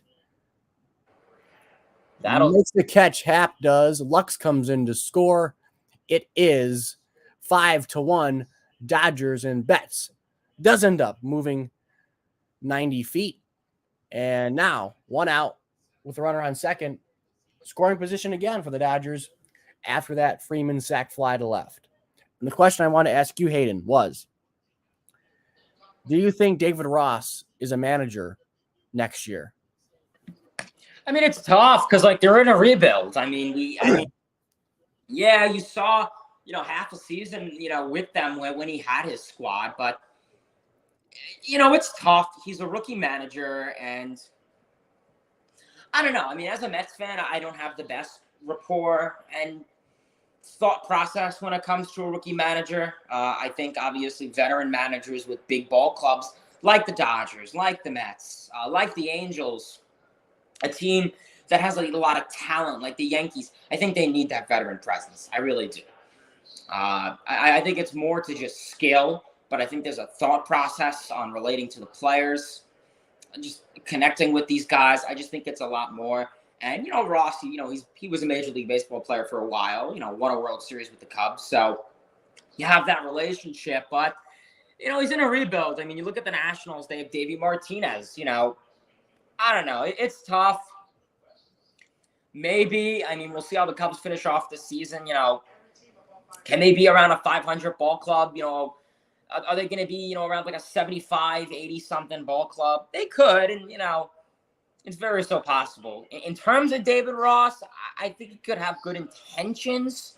Keep in mind, the Cubs were really hot in the beginning of last year. In April and May, they were good with him. Yeah. So I definitely think they will have him next year. Yeah, I think they'll have him. I mean, didn't they extend him? So unless they want to breach that contract, and Turner will hit that one sharply to Rivas, the first baseman. Rucker going to first to cover, and that'll advance Betts over to third. Sharp hit, ground ball to the first baseman, Rivas from Turner. Opposite field contact there. That was really hit hard. I want to see the exit velocity on that. With one or two, with the shift, possibly if Rivas had a step or two over to the left or right, that could have been a base hit to right field. And obviously with Turner's speed, you definitely have to challenge him on that. But yeah, I think when it comes to David Ross, David Ross, I think he would have done better if the core three was still there. Yeah, I agree. Baez, Bryant, and Rizzo. I think he would have done well with them. People may say, would they have took him seriously? Would have been like another teammate? Would they not respect him? I think they respected him regardless. He was a veteran on that club when they won the World Series. Last home run was with the Cubs in the World Series, Game 7. There's a ball. So I think, people worried like, oh, they won't respect him because, they will view him more as an equal than a superior. I think that wouldn't have been the case. I think they would have done well with him. I think it would have been better as Smith skies one to Hayward in center, and that will be the third and final out here in the Dodgers 7th. And the Dodgers add a run. It's 5-1 after 7, mid-7. But anyways, I think they would have still respected him. I think the idea that they wouldn't have is just wrong and false. I think he would have done better. I think, now if he was losing with those guys, I think there wouldn't be as much lenience on him when it comes to how the club would have been performing. Like, if it's this year and Baez, Bryant, and Rizzo are on the club, don't forget about Hayward. He was a terrible contract. Anyways, if they were on the ball club and they were doing what they're doing right now, I think Ross would be out of here by August. But the fact that it's a very young team, a lot of inexperienced guys, a young rotation, I think a lot of slack is given to Ross, both from the fans and from the ownership and from the GM and within the organization. That's what I think personally. But yeah. Now, here's a question from Liam. What would you rate the Mother's Day hats? Not a fan. Not a fan. Not gonna lie. Not a fan. Love the bats. Not a fan of the hats. Love the bats. BATS, but not the hats. HATS. No. Don't like them. I don't like the fact that they're gray. I just don't like them. Yeah, I mean, I guess they're okay. Like, I don't really care. I'm not gonna buy one. No, I'm not buying one either. But I don't think they're good. I mean, I don't think they're good, but I don't think they're like horrible. I'd give them like a 3 out of 10. I don't know. I mean, the gray is like a little like weird, in my opinion. Like for the Dodgers, I would have rather the Dodger blue and maybe with like the pink LA. yes. And maybe they could have done like a Mother's Day patch or something. I don't know. I just don't like the. I don't know. Like I get it. You know, it's good to change up the uniforms every now and then. And I understand they're doing this by having it all gray. But I say just like do like the color your team's supposed to. So Cubs and Dodgers both have blue hats, but then the logo is pink, and maybe they have like a patch that says like Mother's Day or like like right there like mom's name or something on the side, or I don't know. I just don't like the gray. It doesn't like. I mean, it suits well for the Dodgers uniforms because they're wearing gray away jerseys, but like the Mets today, they wore gray. It just didn't fit. Well, it did, but like the Phillies or something, a team that doesn't wear gray, just doesn't fit. Yeah. Like Pirates, like that Pirates in gray, I just doesn't look good. So I mean, it's okay. I mean, I feel like it would have been good for all the visiting teams because they all wear gray. Every team wears gray, like basically. Pretty much. But yeah. So that's what I think. Questions, comments, concerns, people. Let me know down below. Here all night, 7th inning. Buehler looking good. 87 pitches for the young right-hander. The kick, the wind, and the deal. It is inside at 95 to Nico Hoerner, one of the more promising players here on this Cubs squad. Here's a 2-0 pitch. It's ball 3 balls and no strikes. It was down and away, not even close. And Buehler is in a hole here, and Hoerner is up. There he is, the man of the hour, David Ross. David Ross. Is he on the hot seat? Comment down below, Cubs fans. Do you like him? Do you hate him? Do you want him to stay? Do you want him to go? Let me know down below. And 3 balls and 1 strike. Now here's the 3-1 pitch from Buehler. Working quickly here. Hoerner skies one to center field. Ballinger back at the track. He makes the catch. And no home runs tonight. Although the Dodgers have scored 5, the Cubs have scored 1. So 6 runs total. That is math, people. And, you know, it's a cold night here in Chicago. The Cubs are 9-17. The Dodgers are 18-7. 8.5 games back in the NL Central, being the Cubs. And the Dodgers are the big boys in the West. So,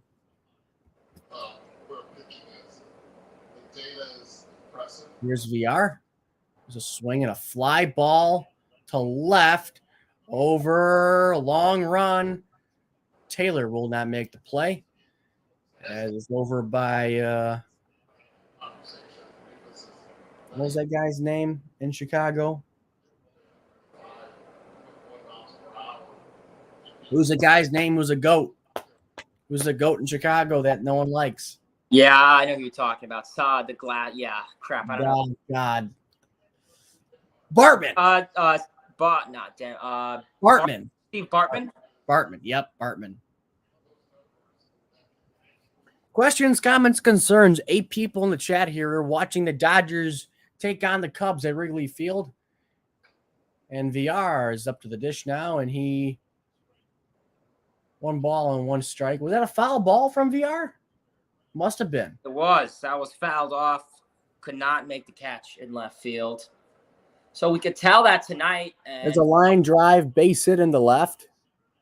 I know today we've been seeing a lot of balls hit.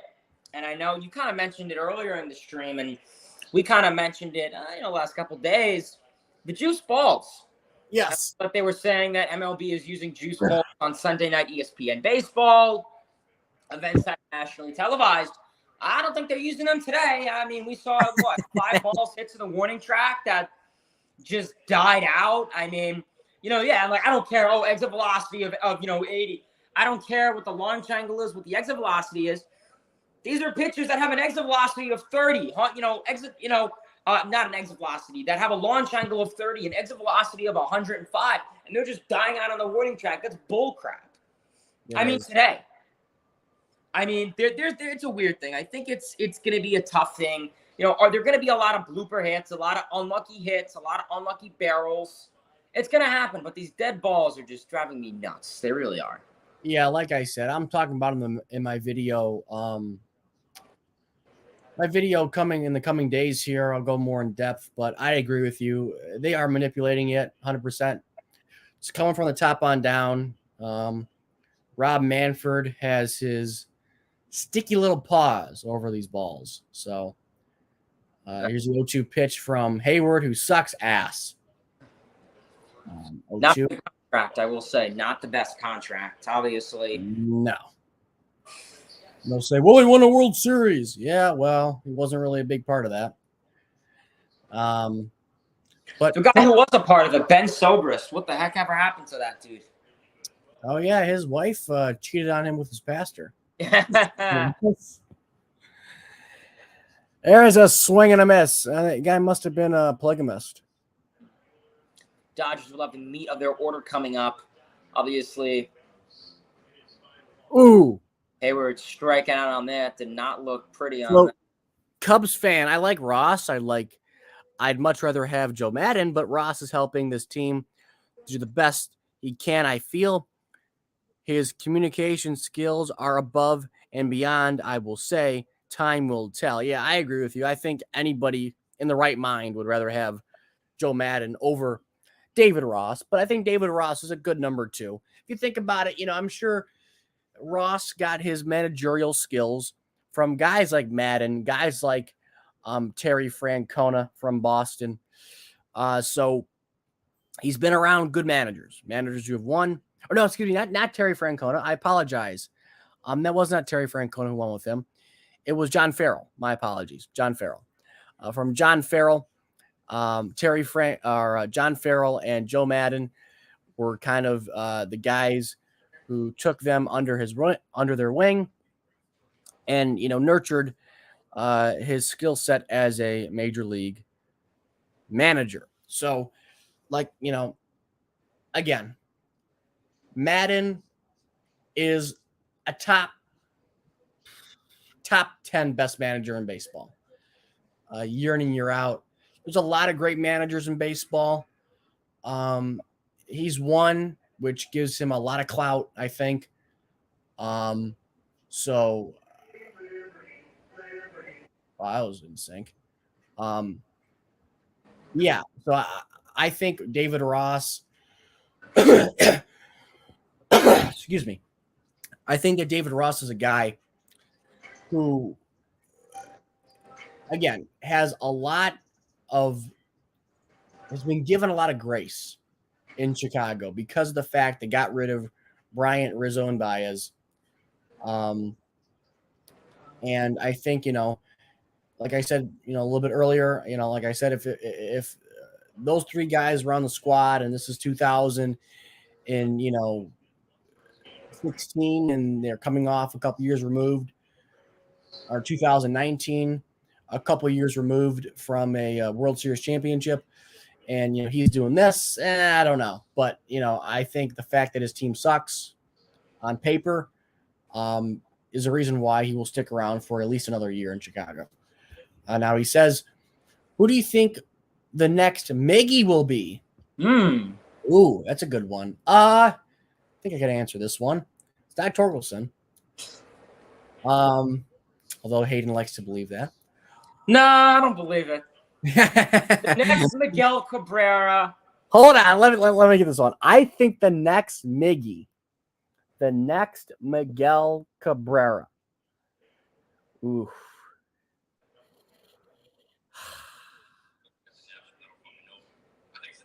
I'm thinking here. I know he's going to say a Mets guy. I just know it. Not Pete Alonso. Well, Miguel Cabrera started off as a third baseman, right? No, outfielder, actually. Outfielder, third baseman, first baseman, DH. Yeah, that's usually how the order goes, I guess. Trying to think of young guys. I mean, you need someone who's a good hitter. Oh, we'll hit that one. Who? Number one.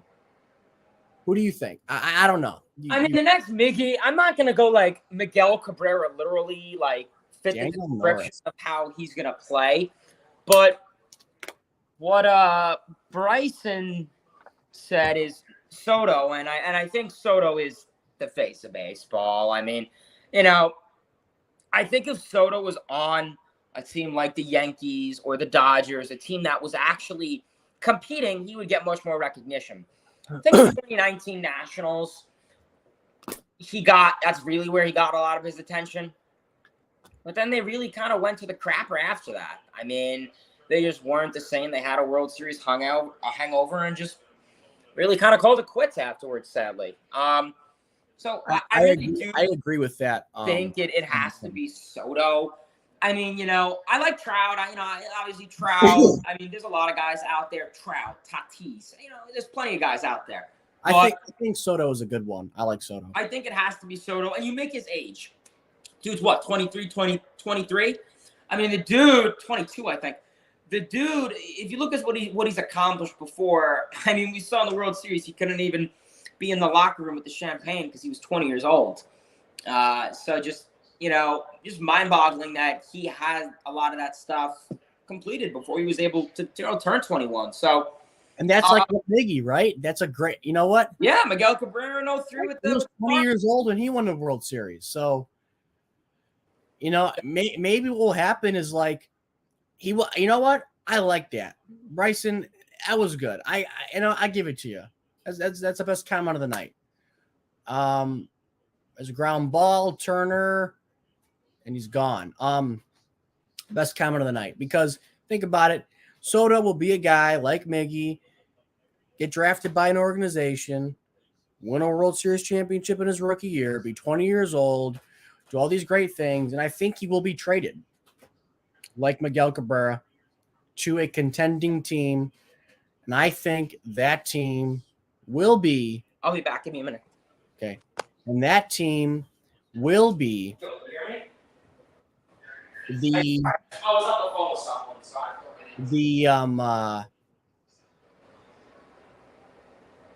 Yankees. I think the Yankees will get Juan Soto some way, somehow. They need a guy, whether they sign him or they trade Soto. I think Soto will get traded or signed with the New York Yankees. I don't even want to say New York Mets because I don't think they need him, really. They have Alonso already. If they really trust Alonso, then I think you stick with him. Even though he's a first baseman, I get that. But I think the Yankees are number one. I think Soto will do awesome in New York. Awesome. I think that will be the place for him. And I don't see the Padres. I don't see the Giants. I want to say the Tigers, but I don't think the Tigers will give up that much for what they would want from him. Maybe the Tigers, are in that position to where they have Baez still. They got Soto. Maybe the Tigers, hey, Mig will be gone by then. Money will get freed up. Maybe they'll want to win. Maybe they won't. Maybe they won't want a World Series by then. And they're like, all right, we want to really win. We got Baez here. We have our young stud starting pitching. Let's go out and trade or somehow sign Juan Soto. So to your question, I think Juan Soto will end up, in New York or maybe Detroit. Probably New York is a more realistic answer. But I think the Soto comp was the best one. Hey, it's my number two. It's my two favorite baseball fans who are some of your favorite managers. Ooh, my favorite manager is AJ Hinch. That's me. And my other favorite manager is Dave Roberts. I like Dave Roberts a lot. I like AJ Hinch. I like Dave Roberts. Dave Roberts is a winner. He's won. He's really won. And so is AJ Hinch for what it's worth. Been the 3 World Series. Won one of them, which actually been to 2, excuse me. Been to 2 World Series. Won one of them, which was, illegitimate, but for what it's worth, he got there. And, David Ross is, I think, the number 1 best manager in baseball. I think Hinch is a good number 2, even today, with what the Tigers are doing. The Tigers just have no offense. The Tigers, besides Baez, Miggy's not doing jack squat. Candelario sucks. Willie Castro sucks. Harold Castro sucks. Robbie Grossman's not what he was last year. Derek Hill's bad. Torkelson isn't doing great. He has 3 home runs, but he's really struggling at the plate. I think a guy like Austin or Riley Green would have helped a lot for them. Austin Meadows is really good. I like him as a surprise pickup for the Tigers in the beginning of the season that works out really, really well for them. He's been sick the past couple of days, however. But I do think that that the best managers in the game, number 1, number 2, would be Roberts, Hinch. And I think I'll follow it up by a guy like Joe Madden, and then a guy like Bob Melvin in San Diego now. So 1, 2, 3, my top 1, 2, 3, 4, my top 4 managers in baseball. I want to go on number 5.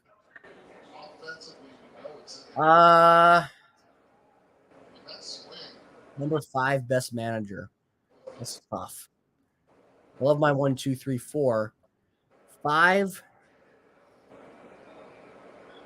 I think in Tampa Bay, I think Kevin Cash is a really good manager as well. So number 1 Roberts, number 2 Hinch, number 3 Joe Madden, number 4 Bob Melvin, number 5 over in Tampa being I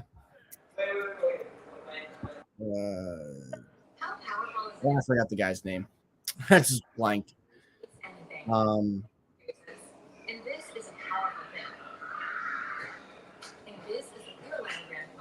Kevin Cash. Got it. Sorry, guys. Torkelson. No, he's not the next Miggy, unfortunately. I mean, I'm glad that you're a Tigers fan. I respect you. I'm with you. I feel you, brother. This team sucks, unfortunately. I say Soto or Trout. I think Soto's better for the Miggy comp. Because Trout's just so like Trout. You know what I mean? I think Trout is he's not as good of a hitter than Miggy is.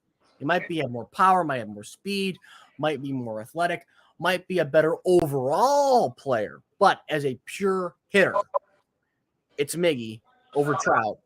And a pure hitter would be Soto over Trout as well. And that's why Soto, I think, was a great comparison. Alex, that was a great question. And Bryson, that was a great answer by you. So love the convo, guys. Love the convo. Getting cold down here. Damn. It is cold. Like, comment, and subscribe. The super chats are on, so don't be afraid to leave a little Easter egg in the chat here. I'm cold. It is freezing down this basement. At least subscribe, guys. If you're not subscribed, hit the red button. It is free. FREE. Don't subscribe. Like, comment, share, tell your friends about the stream. We're here all night until this game is over between the Dodgers and the Cubs. So, yes, sir. Where's Hayden? Where's my brother? Where you at, bro? 5-1. Dodgers 5 runs, 8 hits, 1 error. And the Cubs have 1 run, 4 hits on no errors. How about that? First pitch to Madrigal. It hit him? No. All right then. High and tight. Chin music. Ooh, almost got the hand there. Got the hand just out of the way. How about that? That's scary. This ain't the Mets game, is it? Oh, while they're checking that? Oh, yeah, they're not going to win this challenge, boys. They're not going to win it. What a dumb move by Ross. I mean, he can't really tell. Ain't no way it hit him. I mean, I didn't even think it glanced.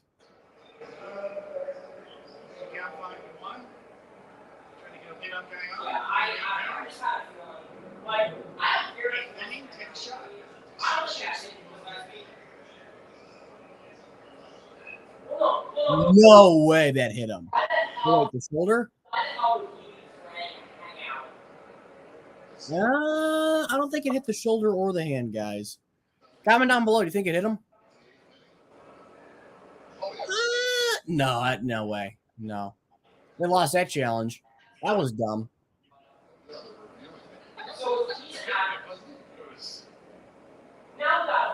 Hey, has Seiya Suzuki fizzled out already in Chicago? I mean, look, I think comparing him to a guy like Ohtani is, really, really stupid. That's not even in the ballpark, no pun intended to that comparison. But I don't want to say fizzled out. I just think, I don't think he's going to be what he was the first, 10, 12 games of the year. I just don't think he's going to be that elite. Fizzled out. I don't want to say fizzled out. I mean, I think he'll be a good number 5 hitter, maybe number 6 hitter. But I don't think he's your number 4. I mean, by any means. And I don't think he's your run producer, unfortunately. He's a guy, if he was on the 2016 Chicago Cubs, he'd be hitting like 7. I mean, he's like a Ben Zobrist in a way. Some power, a guy who isn't the biggest threat, but you have to be careful with him. Fizzled out is a little harsh, maybe. But I think if anybody thinks he's going to be their Lord and Savior over there in the north side, I think you're just fooling yourselves and, don't have the right mindset of what you think he can really be and do. There's a strike. There's a slider. Pulled down here, boys.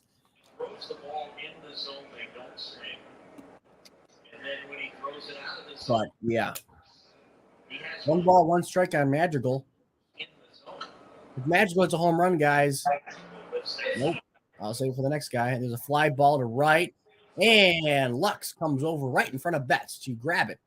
The second baseman ran out the right fielder and got over to make the play for the second out. Give me out for the first out. My bad. First out.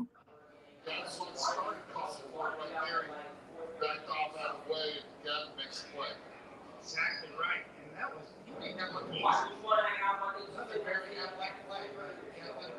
Here is VR now. Or no, Ortega. 1 ball. Right. Rafael Ortega, batting .212, no home runs and RBI, double, a walk, and a steal tonight with a run.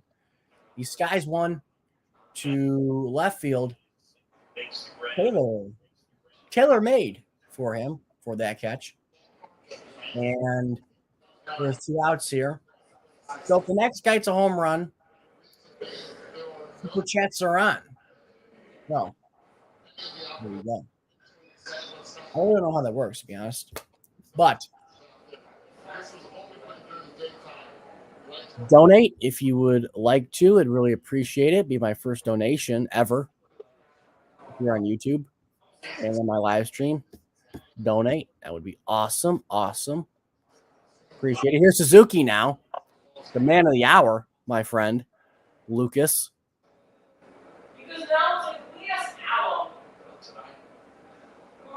Fastball at 96. Caught the zone. And there's a ball inside. That could have been a strike.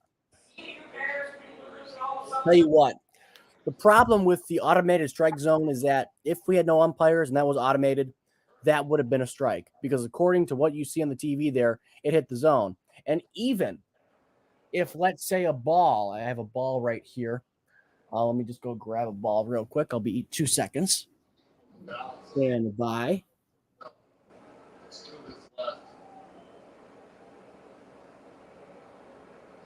Even if you had the automated strike zone, let's just say, and a ball's coming in, right? Like this, coming in, and the zone is like, here, here, here. Let's just say, what could I use to be like the zone? Give me a square, something that's a square.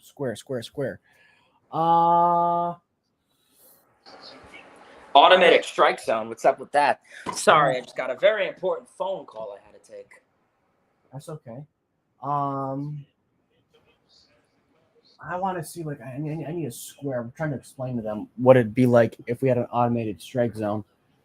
Okay, 1 second. Hold on. I got it.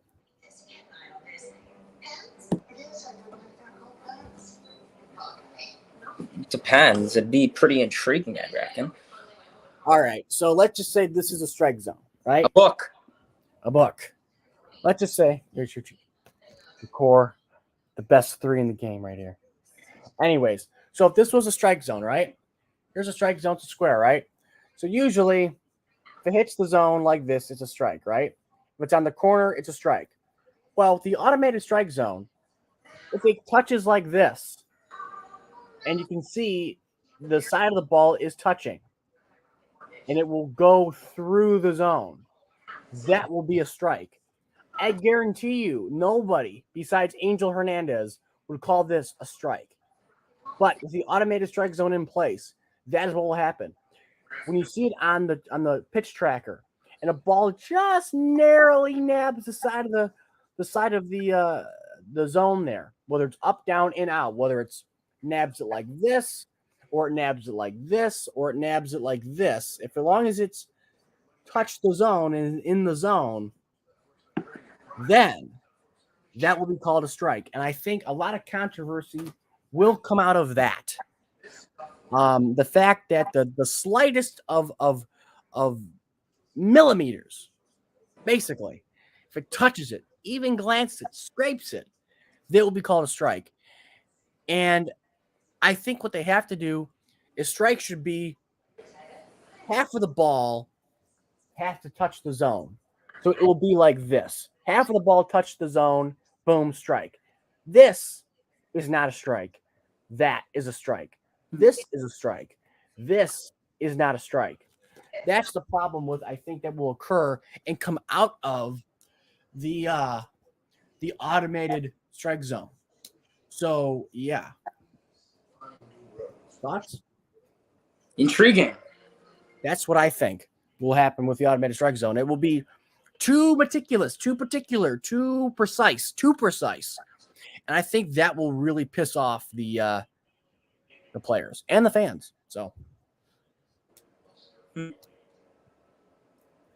6 people in the chat. Appreciate you guys tuning in. Really do. Like, comment, and subscribe. 7 people. Let's go. Hello. Here is Gavin Lux. Top of the 9th inning. The game is almost over. 1 more inning to go. And the Dodgers are looking to increase their lead here, 5-1. Gavin Lux up to the dish now. Whoa. That was a strike. See, like, that would not be a strike in the automatic strike zone. Check Snapchat. Also, check your Instagram. Be warned, it is very odd. Instagram DM too.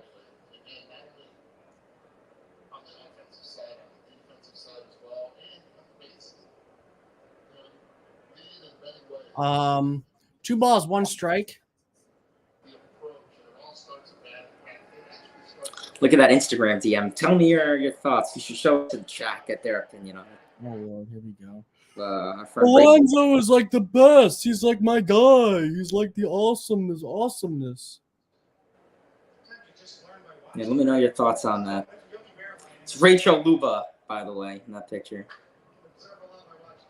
That'll be a base hit for Gavin Lux. 2 and 3. How you doing, Rachel? How you doing? Should I show it to the chat or not get the? I would really not show it to the chat. No. Let's just say Rachel Luba is the hottest agent in baseball. Lux just getting the end of the bat on that slider, almost in the dirt, arguably. Great hitting there from Gavin Lux. I mean, would have been a ball anyways, but hey, you'll take a base hit. Obviously, field base hit as opposed to a walk. So, obviously, what to expect from a talented young baseball player. And he will leave Mookie Betts with someone on, and Betts will pop that first pitch up into foul territory by the first base side.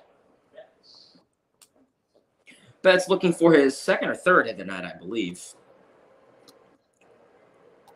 Like to get it on some more action.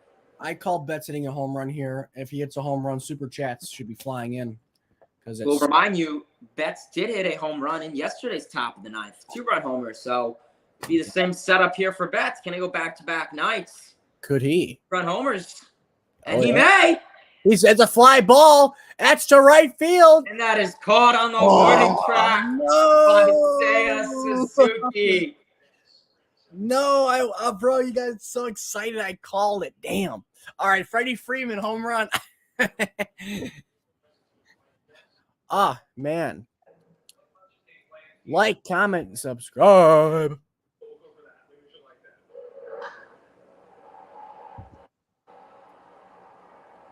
Comment down below your thoughts on the chat, guys, on the live stream, rather. You liked it? Do you hate it? Let us know down below.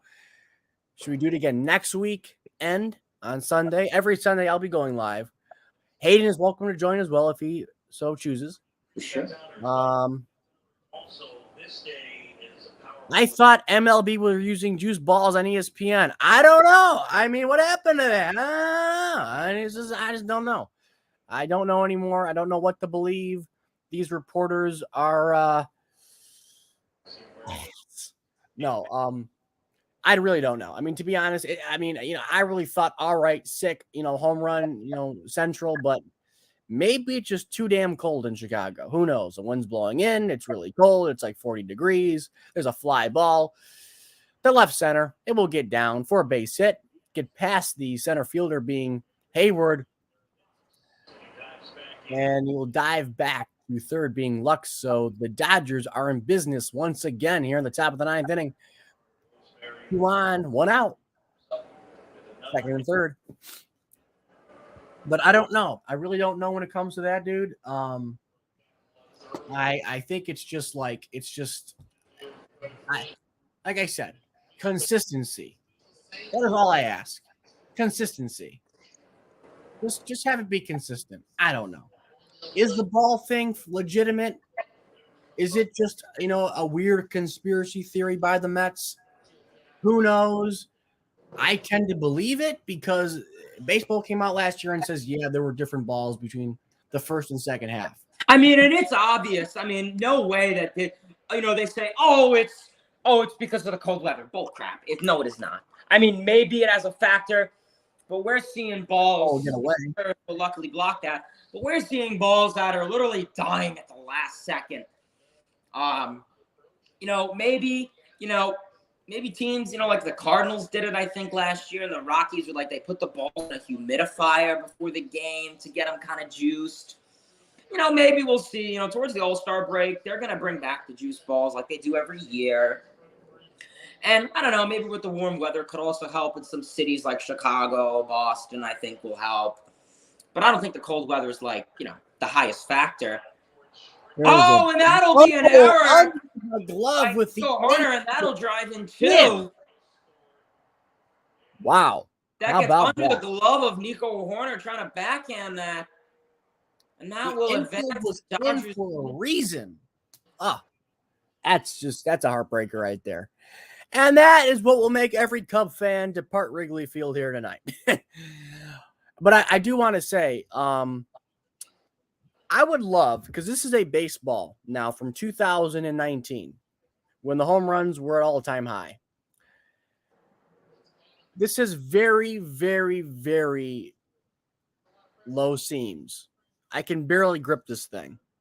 It takes a lot of pressure to grip it good and to probably throw it accurately at a very high, velocity. I would love to have some player get a 2019 ball, throw a 95-mile-an-hour fastball right down the middle, and see if it would go out. In the middle of this type of game, like just randomly, just get a baseball from 2019, throw it down the middle, have the hitter hit it, and see if it goes farther. Because if that's the case, then we know, then yeah, obviously they probably would ban that and not allow that and, deem it illegal or cheating or something.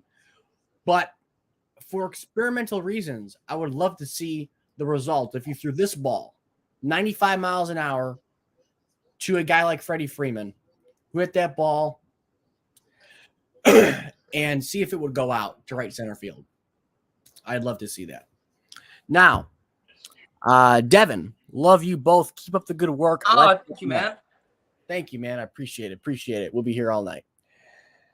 Thank you for tuning in, as always. Appreciate everybody who's been staying throughout the 3 hours. Just under 3 hours. It's a fast game now.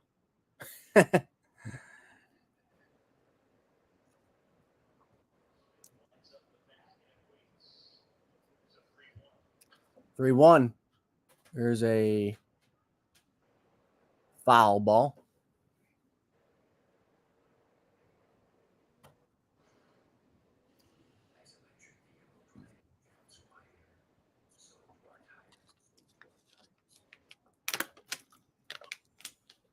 The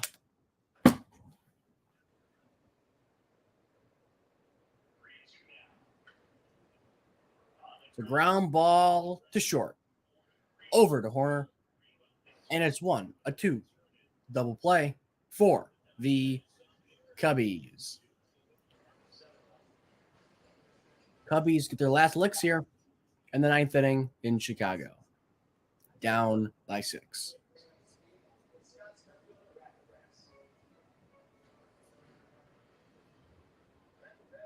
Thank you, man. I appreciate it, man. Yes, that would be much appreciated. We'll be here every night. At least I will be. I don't know if Hayden wants to come in every night. He's more than welcome to. Hey, if I'm on, if I'm welcome, and if I'm available, you bet I'll be on here. I mean, let me take a look-see at some of the MLB ESPN Sunday night games, because Cardinals and Giants are next week. Good matchup. I could rep my Cardinals, my Giants hat. I could definitely do that. I do have my Giants hat. As you guys know, I have all 30 hats. So I am prepared for anything. Just call me Zach Campbell. Woo. Woo. Woo. Look, I'm juggling. No, I'm not. Imagine I just 2022. Next week, Giants and Cardinals. Week after that, White Sox and Yankees. Week after that, Phillies and Mets. Once again, what a surprise. What the hell is with these Phillies and Mets games, bro? I'm done with these NL East. Phillies have been on it 3 times. Braves have been on it once. I mean, can they put on, like, the Mariners? Like, I get it. They don't want to put on boring teams that are, like, bad. But, like, maybe that's good. Like, maybe that'll get some of these teams out there more and, like, some names out there more. Like, I mean. Are the Angels on at all? A lot of them are to be determined. August 21st is the Little League Classic, and that's the Red Sox and Orioles. Okay, matchup. That's good. Bro, what is with this Mother's Day thing? Bro, they're doing like Mookie Betts' mom like too good. Like, why? Who animated this? To be honest, I think it's just crappy artwork, and he's just blowing bubble gum, and he's looking at something else. Call me crazy. I mean, the week after on May 22nd is White Sox and Yankees. That's a good matchup.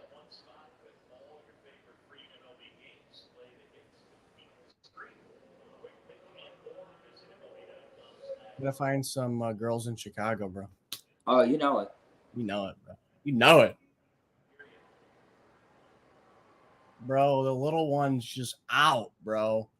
How is she still there, bro? Why are you still there? like it is like you're down. Who the heck are you? Robbie? Never heard of you. Robbie Erlin.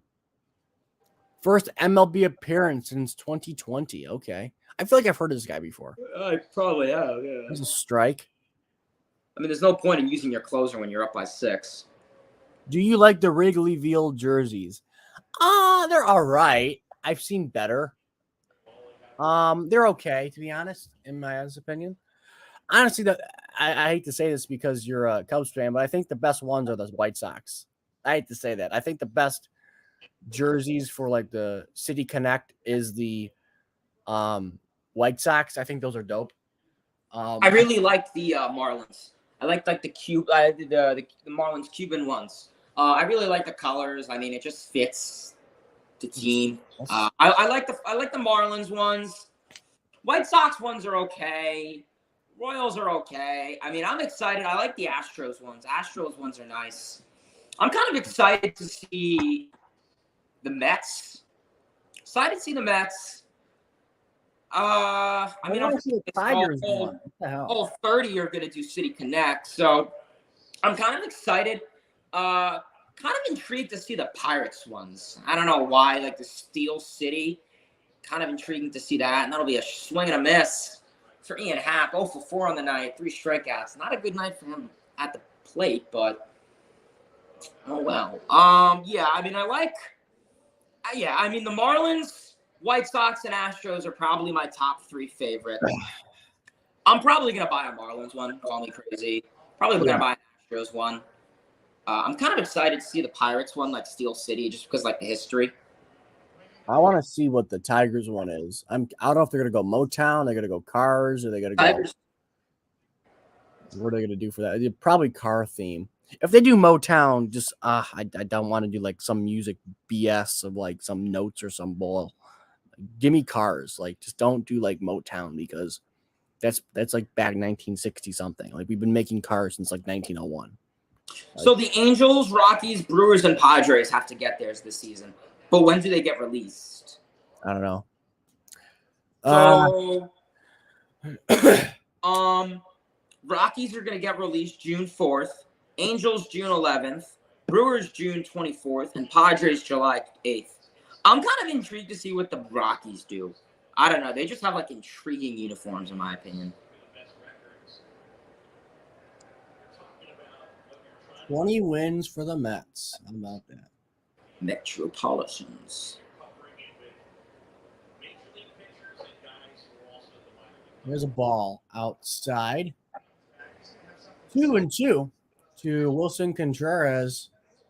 Cubs down by 6, 7-1 Dodgers. Bottom 9, 1 out. Dave Roberts looking on.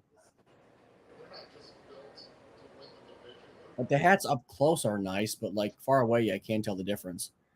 There's a ball high. Freddie Freeman. Right head on a pillow made of concrete. 3-2. Swing and a foul back at a play. 89 miles an hour. Contreras, he's 1 for 3 tonight. A fairly dead game, I would say. Cubs offense pretty quiet. Got some stuff rolling on in the first inning, and just the offense and stranding with runners in scoring position has been quiet. I mean, they've been taking a lot of walks. Yeah, there's another one. I mean, yeah, keep in mind, this is a team that can be capable of taking a lot of walks. On base percentage machines like Nico Horner or Ian Happ, Rivas. These guys could take walks. I mean, yeah, they've only had 4 walks on the night, so that could be a little bit more quiet. But I don't know. Usually this Cubs team can be capable of taking walks. Like the Diamondbacks, for example. They're a team that does not swing the bat, but they will take plenty of walks. And I don't know. That could be an interesting mentality for the Cubs with having some guys with good plate discipline. If Seiya Suzuki can really go back to his, Nippon Japanese League, plate discipline. Him, Nico Horner, I mean, they could be your great table setters there. Great, 2, 3, 4 hitter. Well, yeah, 1, 2, 3 hitters.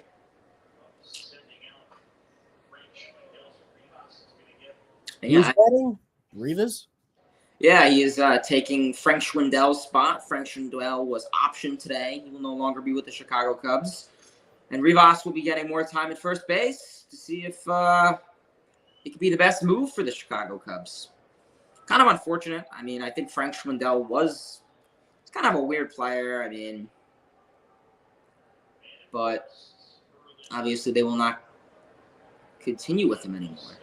Well, pitch taken in the dirt, 1-2 count. Not doing great tonight being Rivas. Yeah.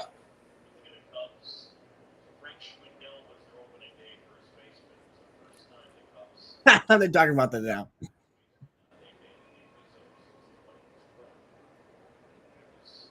Beautiful Wrigley Field. Night game. Yeah, gorgeous skies looking at the pictures. Do you believe in miracles? I mean, hey, the Mets came down, exactly like this, 7-1.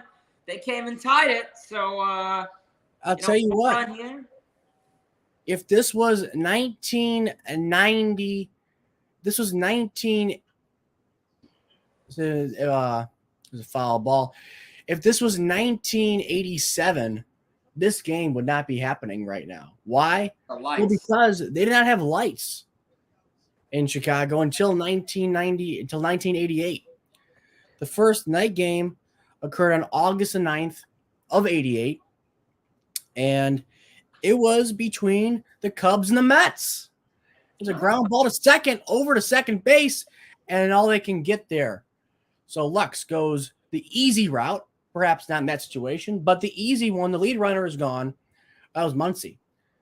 Muncy takes the lead runner, gets him out, and now the last hopes are in the hands of Nico Horner. The Cubs were victorious in a 6-4 win over the Metropolitans that night, the first night game in Chicago. There's a strike.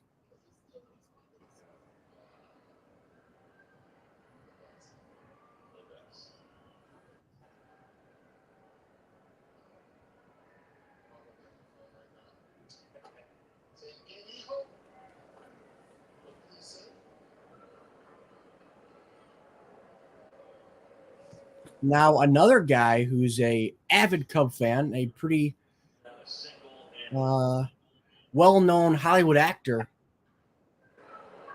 Bill Murray, is at the first night game for the Cubs in 88, and a fly ball to center, and Ballinger makes the catch. Horner is out. The Cubs lose. The Dodgers win 7-1. 7 runs on 10 hits, 1 error. Cubs 1 run, 4 hits, and 1 error.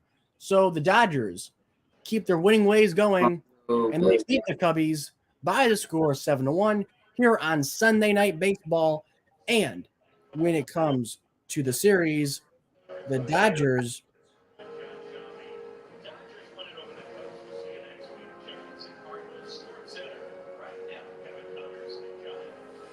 the Dodgers sweep the Cubs in a 3-game set here today. And the Dodgers keep on winning. And they match the Mets with 20 wins. How about that? So, thank you guys for tuning in. Too bad the Cubs couldn't get the win, but great follow along stream. See you. Thank you, everybody, for tuning in. I am MLB Chatterbox Christian Corey. That is Hayden. Let's Talk with Hayden. Go subscribe to both of our channels. We appreciate it. As always, we will catch you guys later.